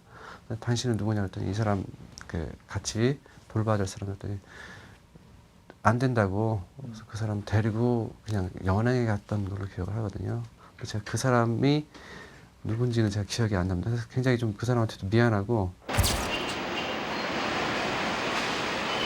임병진이 병원으로 후송된 다음 날 아침, 농성대는 성당 앞 거리를 깨끗이 청소했다. 시민의 불편을 줄이고 미사를 보러 오는 신자들의 출입을 위해 입구를 제외한 주변의 바리케이트도 모두 철거했다. 그런데 그날 저녁 비상계엄설이 퍼지기 시작했다.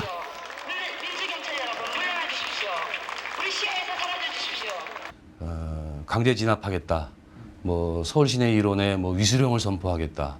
사실은 그날 저녁이 D-Day이기 때문에 추경님께 학생을 잡아가겠다는 그걸 아마 알리기 위해서 온 거로 그렇게 알고 있고, 그 자리에서도 학생들을 내버려 달라고. 그때는 아주 분위기가 모두가 결연했습니다.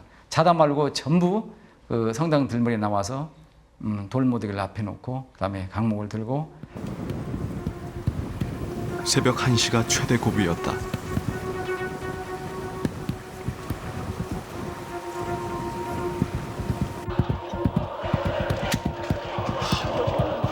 극도의 공포와 긴장의 밤을 보냈지만 누구도 농성장을 빠져나가지 않았다. 여학생들도 끝까지 농성장을 지켰다.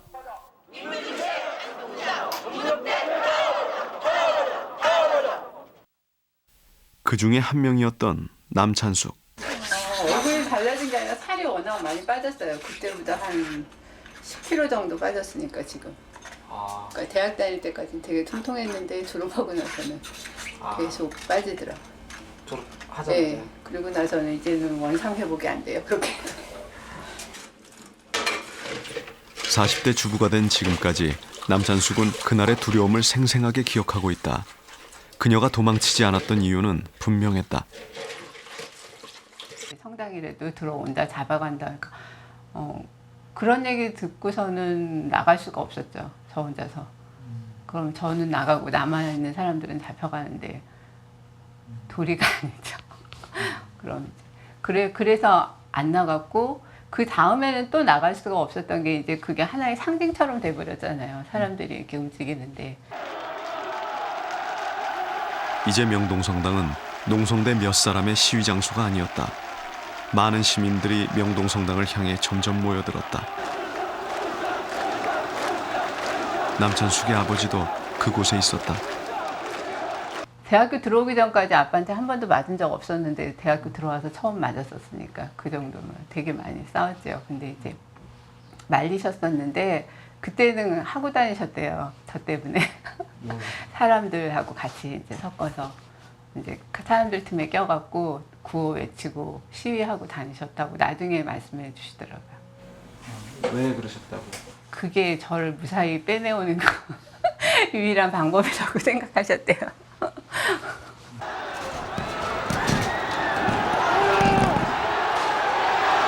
독한 최루탄에 쫓겨다녔지만 다시 거리로 나와 시위 대열을 유지한 시민들.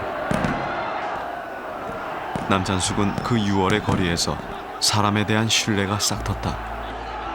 그때 사람들이 함께 하는 거 보면서 고마웠죠. 이랬구나. 결국 속마음이 다 같았던 거구나. 그리고 때가 되면 이렇게 사람들이 용감해질 수도 있구나. 그렇게 하는 거 보면서 진짜 믿음이 생겼었어요. 사람에 대한. 그러나 그의 삶은 평탄치 않았다. 대학 생활 내내 계속된 시위에 지쳐 졸업도 하지 않은 채 사회로 나왔다. 백화점에도 취직하고, 그러니까 판매 사원으로 하고 이제 옷 가게 점원이라고 해야 되죠. 그것도 하고 그랬어요. 네. 남찬숙이 자신의 진로를 잡은 것은 그가 대학을 떠난 지 10년이 넘어서다. 한 선배의 권유로 시작한 글이 인연이 돼 동화작가로 변신했다. 그동안 출간한 장편 동화만 9권. 남찬숙의 손끝을 거쳐 부모의 이혼으로 왕따로 아프고 힘든 동화 속 아이들은 당당하게 성장한다. 올해 예술상 받은 편지야. 아동문학 남찬숙님. 아동문학상까지 받은 남찬숙은 꽤 유명한 동화작가다. 제가 책 쓰면서 아이들한테 꼭 하고 싶은 그러니까 이야기가 다른 사람에 대한 이해가 가장 커요. 나와 생각이 다르고 또 처지가 다른 사람에 대한 이해, 배려, 관심.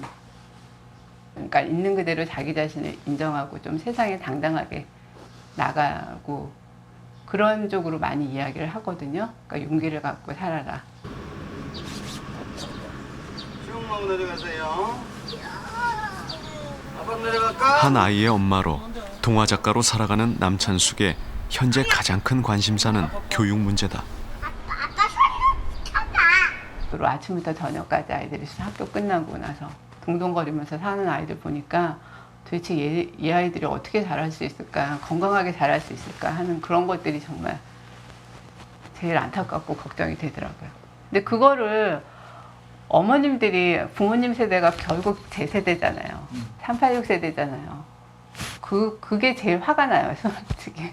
왜 아이들을 이렇게 키우는가, 이렇게 내모는가 하는 것들이 제일 화가 나는 부분이에요. 요즘 제일 실망하는 부분이에요. 그리고 네.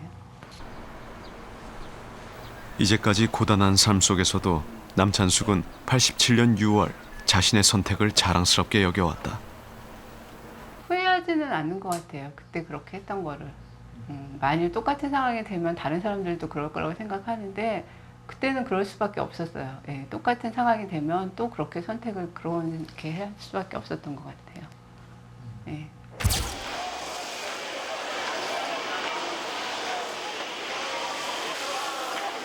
당시 학생대표로 시위를 주도했던 이승면. 농성 해산 과정에서 그는 극심한 갈등을 겪었다. 그 당시에는 뭐 해산을 결정 내렸을 때 우는 사람도 많았죠. 왜 얘기를 떠야 되느냐. 유일하게 불씨인데 왜 불을 스스로 꺼뜨리려고 그러냐. 말도 안 된다. 밤을 새운 토론과 3차에 걸친 투표 끝에 내려진 농성대의 해산 결정. 정부의 안전귀가 약속은 지켜지지 않았다. 지도부는 수배령이 내려졌다. 갑자기 전화가 온 거예요. 갑자기 경찰이 막 닥쳤다 집으로. 뭔 일이냐. 언제요 그러니까. 아침에 왔대요. 그해 12월 이승면은 깊은 좌절에 빠졌다. 국민의 힘으로 쟁취한 대통령 직선제. 하지만 야당 후보의 단일화 실패로 군부 세력이 재집권했다. 근데 이거는 할 말이 없잖아요. 게임이 끝난 거예요 벌써. 그때가 처음 제 인생에서 가장 안 좋았죠. 참 죽서서 해주는구나. 우리가 뭐 했던가. 나 바보짓 했구나. 그때 구로구청에서 들려온 부정선거 소식. 트럭에는 봉인되지 않은 투표함과 부재자 투표 임명부가 실려 있었다.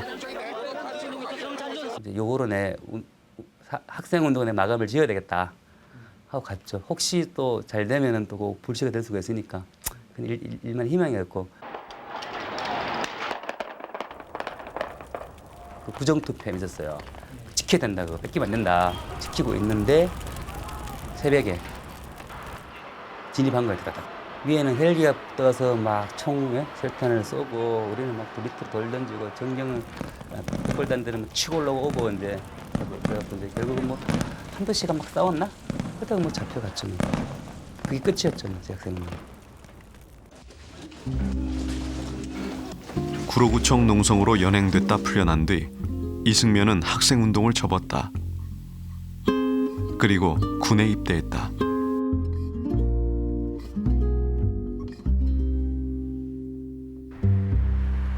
하지만 그의 사회생활은 삐걱거렸다. 학습지 교사로 묵묵히 일한 지 6년째 되던 해 IMF 외환 위기가 닥쳐 그나마 닦았던 기반도 모두 잃어버렸다. 제가 IMF 때 그만뒀으니까 왜 눈높이란 직업이 그거잖아요. 서민들을 위한 거예요. 그게 월 뭐 2만 원, 그 당시 2만 원, 2만 5천 원, 1만 5천 원 이랬으니까 밥 먹던 가게 그죠? 다 서민들이었어요. 뭐 지하 단방 사는 사람들 그죠?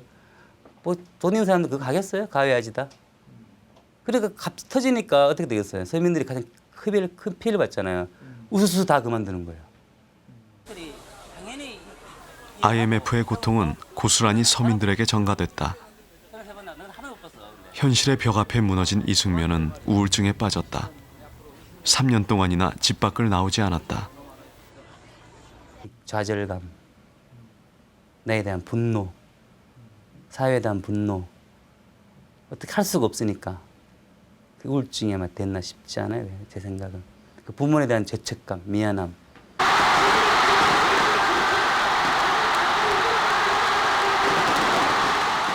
그를 집 밖으로 끌어낸 것은 함성이었다.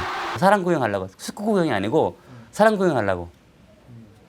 오늘 사람 엄청나게 많대요, 그냥. 옛날 생각나대요, 그러니까.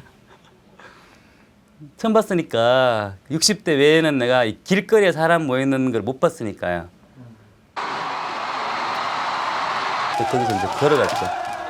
거의 뭐 15년인가? 15년 만에 종로를 차 없이 걸어갔죠. 행진을 한 거죠, 그죠? 그 행렬 따라서 저기까지, 도남동까지. 그때 계기로 해서 이제 밖으로 나오게 된 거죠, 안에서.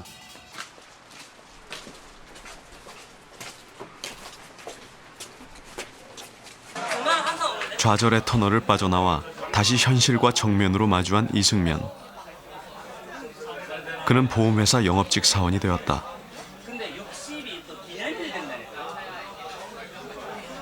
사람들과의 소통과 교류를 좋아하는 그는 현재의 직업에 만족한다. 사람 만나는 걸 굉장히 좋아해요. 제가 하는 직업이 사람 만나는 일이에요. 스트레스 같은 거 없어요, 저는. 궁금한 거죠, 이제. 그래서 제가 뭐 아침 6시 반에 집에서 나옵니다. 집에 들어가면 12시예요. 많은 사람 만나고 댕기죠.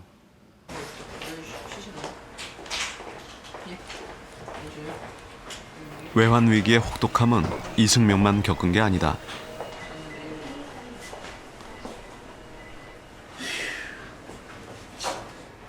서울대학교 84학번 김영수. 지금은 외식 사업체를 운영하며 자리를 잡았지만 그 역시 IMF 체제의 고통을 온몸으로 겪었다. 그쪽 가니까 만나기 전에 니 만나서 얘기 좀 하고.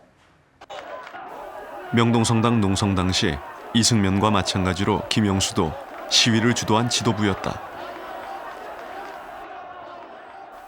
그는 5박 6일 동안 명동성당 농성장에서 농성대 대변인으로 가장 이름이 알려졌다.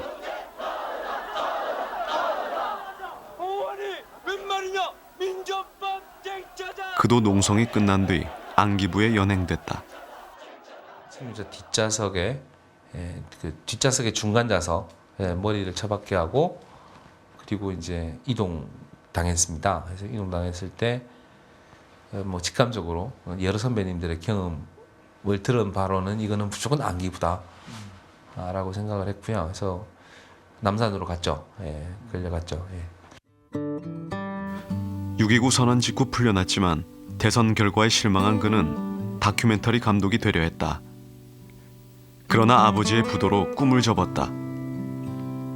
집안은 빚더미에 올랐고 그 역시 채무자가 되었다. 회생 불가능한 상태의 빚을 안고 계셨고요.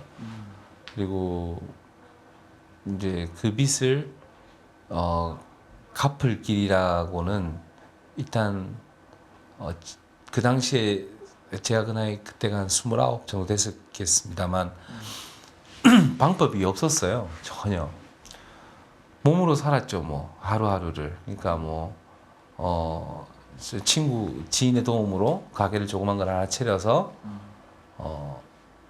점심 때부터 밤새도록 열심히 주방에서 그릇 닦으면서 음식 만들면서 그러면서 이제 버틴 거죠. 곧이어 불어닥친 외환 위기. 김영수는 끝내 신용불량자가 되고 말았다. 한치 앞이 안 보이는 암담한 상황이었다. 빚독촉이나 이런 거는 굉장히 심했었고요. 그래서 이제 혼자 있을 때 많이 울었죠. 그러니까 이제 저도 결혼한 몸이고 하니 그 애도 있는데 울 수는 없는 거고 이제 뭐 차를 몰고 간다든가 아니면 뭐 혼자 있게 된다든가 아니면은 그 관계로 해서 형님이 빚 때문에 그 스트레스로 암에 걸리셔서 돌아가셨어요. 그래서 그 형 묘소를 가서 본다든가. 빚 때문에 하루도 허리 펼 날이 없었던 힘겨운 생활. 아이를 제대로 돌볼 틈이 없었다. 제 처나 이제 항상 큰 딸을 보면 그런 안쓰러움이 있습니다. 이제 가장 기억해줘야 되는 시기를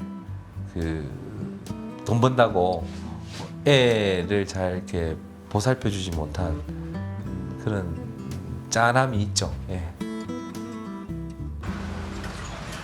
안녕하세요. 안녕하세요. 사장님 오셨습니다. 김영수는 좌절하지 않았다.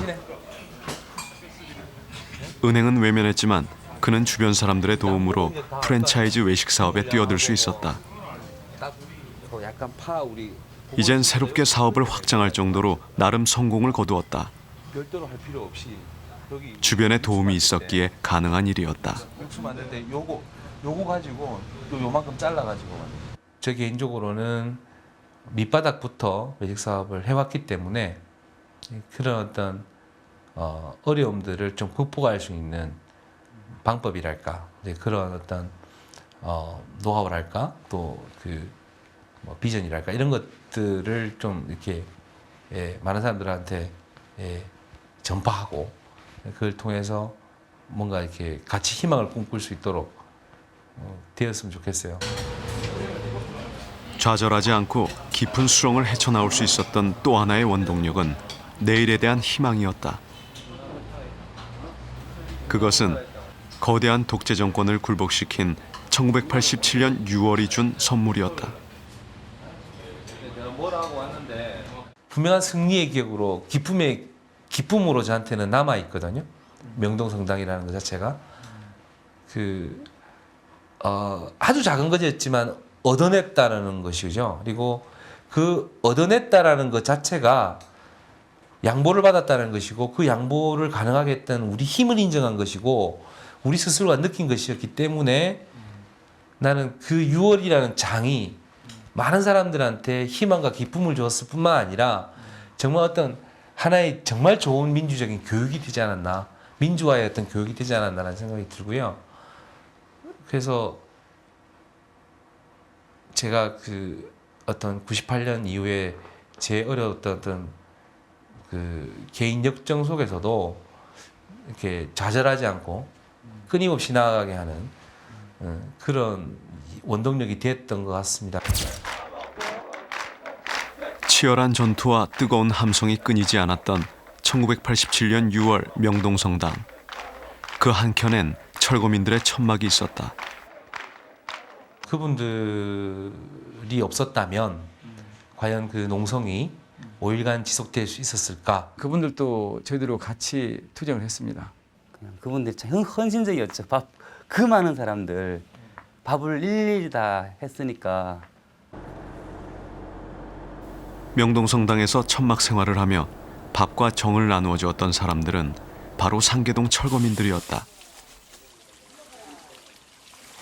당시 상계동 철거민 중 한 명이었던 안은정도 농성이 시작되던 20년 전 6월 10일 밤을 잊지 못한다.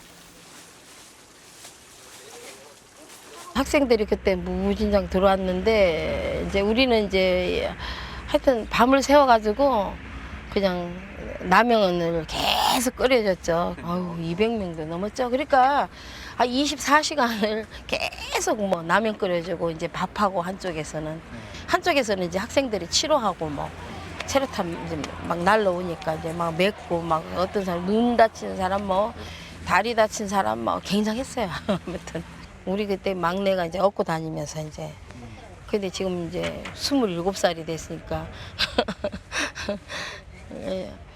애들도 고생 많이 했죠. 우리 뭐 큰딸도 그렇고 막내 뭐 무식하잖아. 그러니까 사람 그죠? 뭐 여자 엄마들은 그냥 집에서 밥하고 뭐 애들 키우고 이런 거잖아요. 근데 이제 많은 사람들을 만나다 보니까 이제 이 머리가 이제 의식화 되잖아요. 그러니까 더불어 사는 것도 배우고. 당시 상계동 철거민이 명동성당에 머문 것은 88 올림픽을 앞두고 벌인 재개발 사업 때문이었다. 이주 대책도 없이 강행된 철거는 실로 잔인했다. 철거반이 휘두르는 폭력 앞에 주민들은 속수무책이었다. 경찰이 보호한 것은 건설회사가 동원한 철거반이었다. 학교 간 애들이라든가 밖에 나간 애들이 와야 같이 행동을 하고 할 거 아니겠느냐. 그리고 지금 어디로 가라는 얘기는 여기 말고 갈 데가 한 군데도 없는데. 천주교의 도움으로 명동성당에 들어와 시작한 천막 생활. 철거민들은 여자 숙소, 남자 숙소로 나뉘어 생활했다.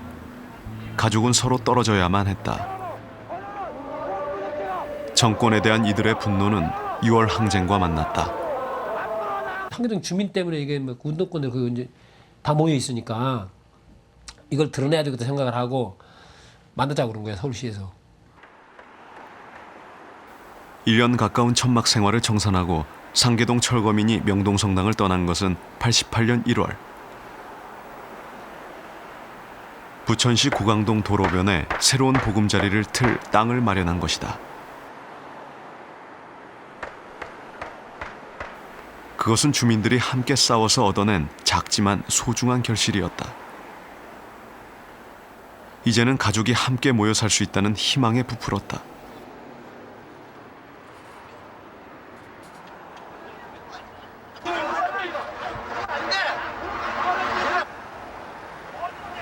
그러나 이곳에도 상계동 철거민들은 초대받지 못한 손님이었다. 또다시 들이닥친 철거반과 몸싸움을 벌였지만 소용이 없었다. 한 달에 걸쳐 직접 털을 닦고 못질해온 구조물을 무너뜨린 건 부천시 공무원들이었다.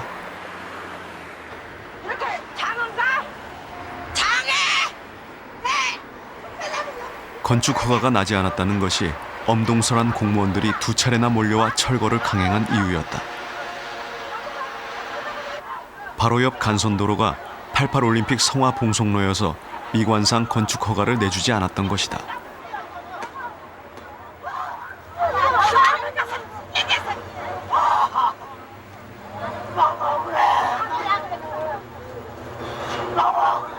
다 때려 부셨어요. 거기 철거반들이 가금을 지었다고 이제.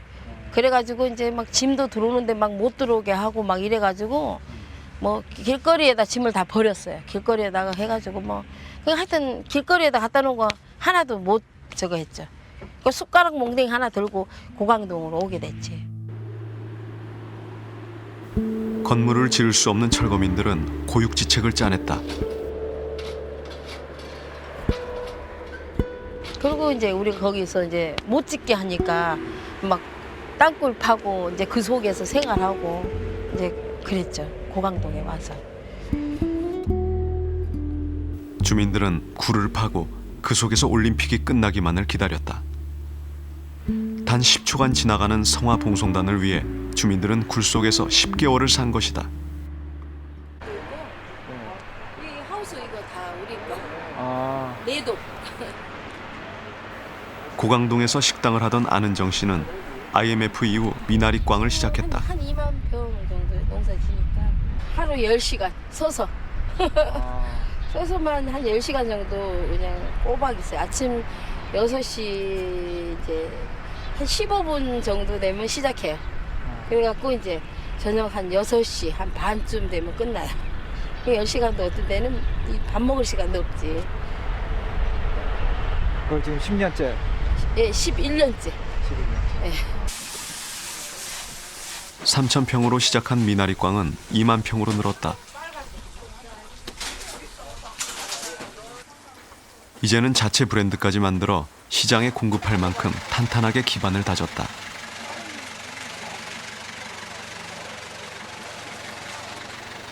야만의 세월을 보낸 그들. 그래도 명동성당 천막에서 맞이한 6월의 승리는 이들 부부에게 자랑스러움으로 남아있다. 굉장히 뿌듯했죠. 우리가 해냈구나. 그래도 학생들이 또 해냈구나. 또 우리도 이제 여기에 같이 동참해가지고 우리도 해냈구나. 그 뿌듯한 마음은 그때 이루 말할 수 없죠.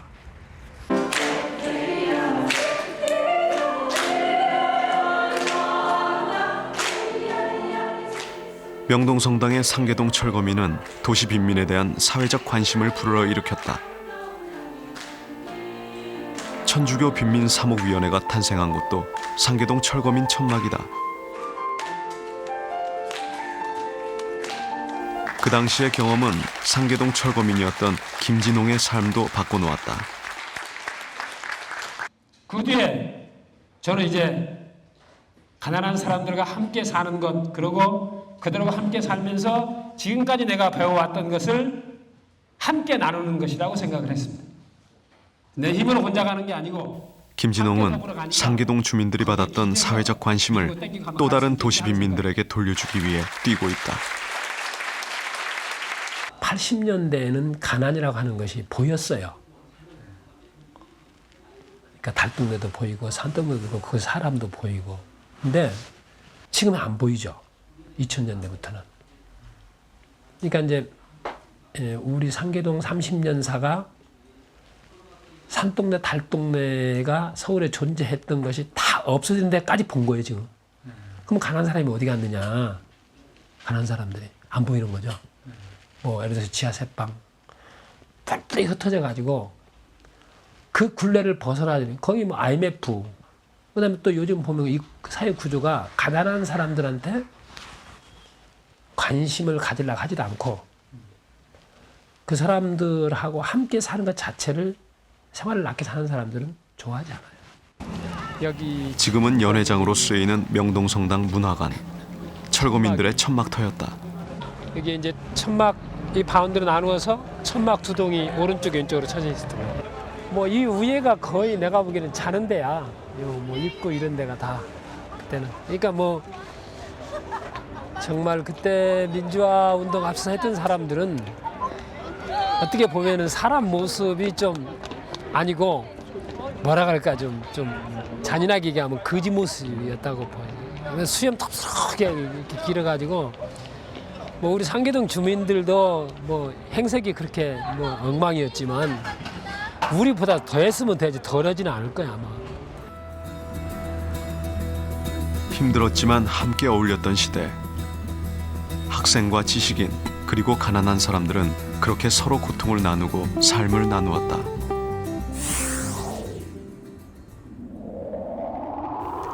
(87년 6월에) 명동성당 농성대와 함께했던 사람들은 상계동 철거민만이 아니었다. 경찰의 봉쇄로 고립되어 있던 농성대원들에게 넥타이 부대는 감동의 지원군이었다.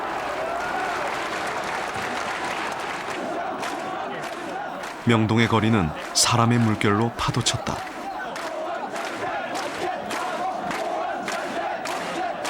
저 명동 끝에서 점심시간 때 터져나왔던 그 넥타이 부대의 그 열화와 같은 그 박수 소리와 그 애국가 소리, 뭐 그거는 평생 못 잊을 장면이고요. 농성대가 애국가를 선창하면 멀리서 시민들이 화답했다. 애국가를 같이 부르는데 눈물 나더라고요. 애국가를 부르는데 한 번도 경험하지 못한 거니까.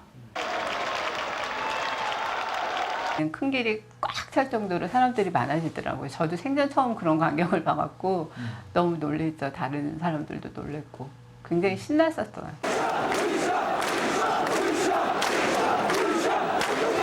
그때는 정말 눈물이 날 정도로 감동적이었죠.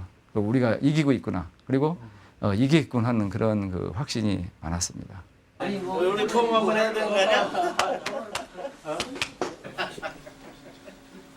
6월의 그 거리에서 넥타이 부대로 불렸던 금융권 사무직 노동자들. 그 주역들의 모임이 지금까지 이어지고 있다. 사무금융노련 1세대. 당시 이들이 넥타이 부대로 등장한 것은 우연이 아니었다.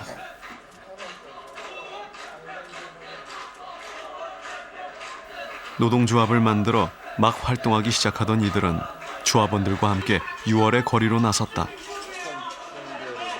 점심시간과 퇴근 시간을 이용해갖고 우리 직원들을 데리고 나가서 저 시위에 대해 동참했던, 거의 매일 한 이틀인가 빠지고서 매일 이제 동참을 하다시피 했고요. 좀 약한 사람들은 종로 상가에서 흩어져서 그 뭐 가지고, 좀 더 센 사람들은 종각 을지로까지 와서, 을지로 입구까지 와서 하고. 가다 보면 데모하다 보면 또 같이 휩쓸리고 뭐 이러다 보니까 뭐 어떤 때는 그냥 명동에서 시작해서 종로 사가에 가 있기도 하고. 여의도에 노동자비 별로 없어가지고 저희들이 집중적으로 명동 근처에 와가지고 저희 한 10명씩 교대로 15일 이후에 학생들 나가고도, 학생들 주력 부대가 나가고도 거기서 철야를 하면서 이제 거기서 바로 이제 사무실 출근하다 보니까 화장실에서 똥 누면서 뭐 졸던 적도 있고 그랬습니다, 그때.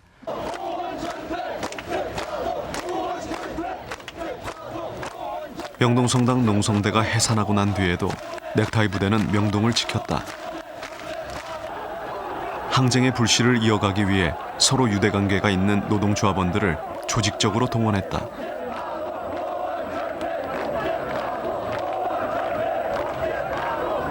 가능한 조직에 막 최대한 연락을 합니다. 그러니까 뭐 구로동에 있는 노동조합에 연락을 해가지고 최대한 이 공백을 메우자. 그래서 한 3일인가 4일 정도 아마 최루찬 추방되는 날까지 우리가 그걸 계속 했었어요. 당시 노동조합 간부에 대한 탄압은 거셌다. 부당 징계와 해고가 이어졌다. 독재 정권 아래서 노조의 존립은 불투명했다. 막 탄생한 금융권 신생 노조들은 힘을 뭉쳤다. 50이라는 것의 그늘에서 노동조합 활동은 일시적으로 가능해도 불가능할 것 같다. 어차피 이럴 바에는 작은 힘이든 큰 힘이든 싸울 수밖에 없지 않냐. 이들은 한국노총의 4.13 호원조치 지지를 철회하라는 성명서를 발표했다. 그것은 일체의 개헌 논의를 금지시켰던 정부에 대한 도전이었다. 우선 뭐 기관에서 저를 뭐 찾고 있었죠. 저는 그때 잠시 이제 광주로 피신했었지만 우선 저를 이제 찾지를 못하니까 회사 사장님을 주로 괴롭혀서 이게 어떻게 된 거냐, 직원 단속을 어떻게 하냐. 87년 그해 정일령은 동료들과 뜻을 모아 제2금융권을 묶어 새로운 노동조합 연합단체를 만든다. 그것이 사무금융노련의 출발이었다. 직장은 다르지만 서로 믿고 연대해 이루어낸 결실이었다. 김종순이 52번일 거야. 그리고 20년 정일령이 몸담았던 한일투금은 얼마 안 있다 국제증권이라는 증권회사로 바뀐다. 이후 또다시 삼성에 인수되어 지금은 삼성증권이 되었다. 구조조정과 인수합병으로 몇 차례나 직장 이름이 바뀌는 동안 정일령은 금융권의 퇴출 1순위인 50대가 되었다. 금융기관들이 뭐 이름이 너무 많이 바뀌어가지고 저도 뭐 어떻게 바뀌었는지 좀 혼돈스러울 때가 많습니다. 금융쪽 상시 구조조정 아닙니까, 요새는. 20주년 기념 행사가 잘 될 수 있도록 사무금융노련이 출범한 지 올해로 20년. 박수 한번 치시죠. 선후배가 그 역사를 기념하고자 한자리에 모였다. 평양 방문을 추진하는 사업들이 대단히 구조조정과 비정규직이 만연한 시대. 보통 칭할 때 사무금융노련 1세대들은 자기 이익 지키기에만 급급한 노동조합의 현실이 안타깝다. 노동조합이 집단 이기주의에 빠지면 안 된다는 겁니다. 특정 집단의 이익에 빠져가지고 전체 근로자의 이익을 외면한다든가 또 조합원만을 이용한다든가 그러면 조합원이라 그러면 현재의 조합원만은 나중에 들어올 후배 이것도 생각해야 되는 것이 노동조합이죠. 근데 현재의 조합원만을 이용한다. 이런 걸 갖다 우리가 좀 배격해야 될 집단 이기주의라는 표현을 하는데요. 요새 노동조합들이 내가 볼 때는 그런 집단 이기주의에 빠지는 경우가 좀 있지 않느냐.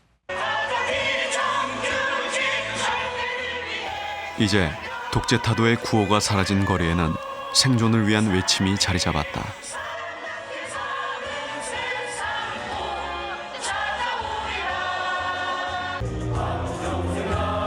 명동성당 농성대의 일원이었던 정현철. 비정규직 철폐를 외치는 거리 집회에 서 있다. IMF 이전에 제가 알고 있는 사람들도 정규직 노동자에서 비정규직으로 전락을 했고 임금이 거의 반 정도밖에 안 되는 거예요. 그러니까 예전에 한 200만 원 좀 넘게 받던 사람들을 지금 보면 100만 원, 150만 원. 안산시 선부동 비정규직 노동센터. 이곳이 정현철의 일터다. 대학 졸업 후 노동 현장에 뛰어든 그는 지금까지 노동자와 함께 해왔다. 지난 20년 동안 변화를 거듭한 노동 현장의 현실을 온몸으로 부딪히며 살아온 셈이다. 학창 시절 사회 문제를 치열하게 고민하며 살았던 정현철. 87년 대통령 선거 투쟁으로 구속됐다 풀려난 그는 뜻을 같이 하는 친구들과 노동 현장으로 들어간다. 그가 노동자로 첫 발을 디딘 곳은 성남의 기계금융공장. 온갖 허드렛 일을 하며 기술을 배웠다. 장갑이 거기 엔드밀이라고 이렇게 돌아가면 장갑이 이렇게 말려가지고 이렇게 돌아가죠. 파고들었죠 이렇게. 14바늘 정도 꼬맸어요. 드릴에 손을 다쳐가며 시작한 프레스공 생활. 열악한 노동 환경이었지만 정현철은 노동자로 사는 것이 즐거웠다. 월세 15만 원에 5만 원 월세를 살았는데요. 야, 이 빨리 돈을 벌어서 전세로 전환해야 되겠다고 하는 첫 번째 목표가 있었고, 두 번째는 그게 이제 즐거움의 하나였고, 두 번째 즐거움은 내가 벌어서 내가 먹고 산다 이제 뭐 이런 거 있지 않습니까? 그러나 한두 해가 지나자 함께 노동 현장에 들어간 친구들이 떠나기 시작했다. 그때가 가장 힘들었다. 이제 현장에 좀 적응하려고 하는데 그 꽃도 못 피우고 떠난다는 게 너무 안타까웠던 거죠. 같이 정리할까 이런 생각도 했었는데 나 혼자만이라도 이게 저 친구들의 몫을 또 해야 되는 거 아닌가라고 하는 생각에 일단 거기는 그런 뭐 생각이 좀 있어서 정리를 하고 다른 새로운 곳에 가서 하자. 그래서 이제 안산으로 오게 됐습니다. 그때가 제일 좀 고비였죠. 네. 읽어보십시오. 안녕하세요. 그는 노동 현장을 떠날 수 없었다. 세상이 달라졌다고 하지만 여전히 급여도 받지 못한 채 일자리를 잃고 쫓겨나는 노동자가 부지기수. 4시간을 정해서 64시간이니까. 정현철은 아직까지 할 일이 많다. 더 사회적으로 놓고 보면 많이 좋아졌다고 생각이 들어요. 그리고 예전에는 그런 가난한 사람, 소외받는 민중들에 대한 뭐 이런 거 나오면은 뭐 거의 뭐 빨갱이로 매도되는 그런 아주 어떻게 보면 그런 것 자체를 이야기하는 게 금기시될 정도로 경직된 사회였잖아요. 군사독재 시절에. 근데 지금은 뭐 그런 것이 매우 보편화되어 있고, 보편화되어 있다 보니까 오히려 또 관심이나 이런 게 집중되고 있는 것 같지는 않습니다. 어느덧 40대. 명동성당 농성대의 정현철은 그 6월의 함성을 두 아들에게 자랑스럽게 말할 수 있는 아버지가 되었다. 명동성당 농성 전과 후가 세상이 많이 확 변했다. 민주화와 그러니까 군사 독재와 민주화를 가르는 중요한 분기점이고, 또 최근 년에 민중이 시민들이 민중들이 투쟁해서 승리한 현장이다. 세상이 빠르게 변해가는 동안에도 20대의 열정을 간직하고 살아가는 정현철. 수많은 사람들과 함께 일구었던 60 항쟁의 기억이 그를 지탱해준 힘이다. 그런 승리에 대한 감격을 만약에 그 당시에 못 느꼈으면 지금 저도 현실과 타협하고 또 일반적으로 평범한 삶으로 살아가고 있을지도 모르겠다. 다음에 그런 승리의 경험이 현재 저를 있게 하는 중요한 원동력이 아닌가.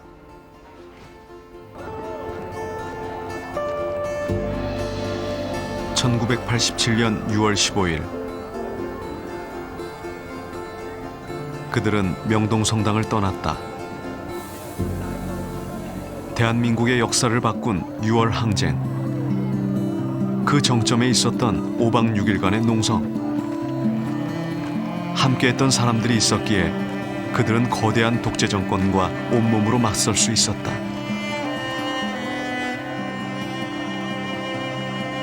그들은 그렇게 하나였다.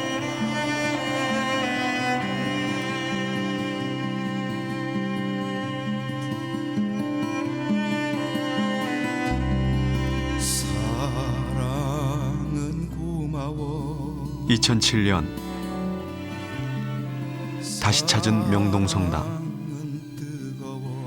그때 그 희망의 언덕에서 새삼 흘러간 세월과 달라진 모습을 확인하는 사람들. 그 사이 많은 것이 달라졌다. 20년 동안 이들도 각자의 자리에서 시대의 거센 파고를 헤쳐나왔다. 살같이 찢어지면서 그리고 20년은 1987년 6월의 소중함을 일깨워준 시간이었다.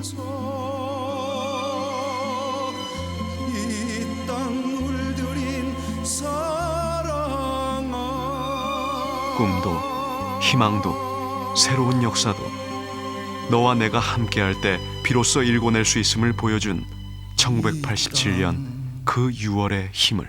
물들인 사랑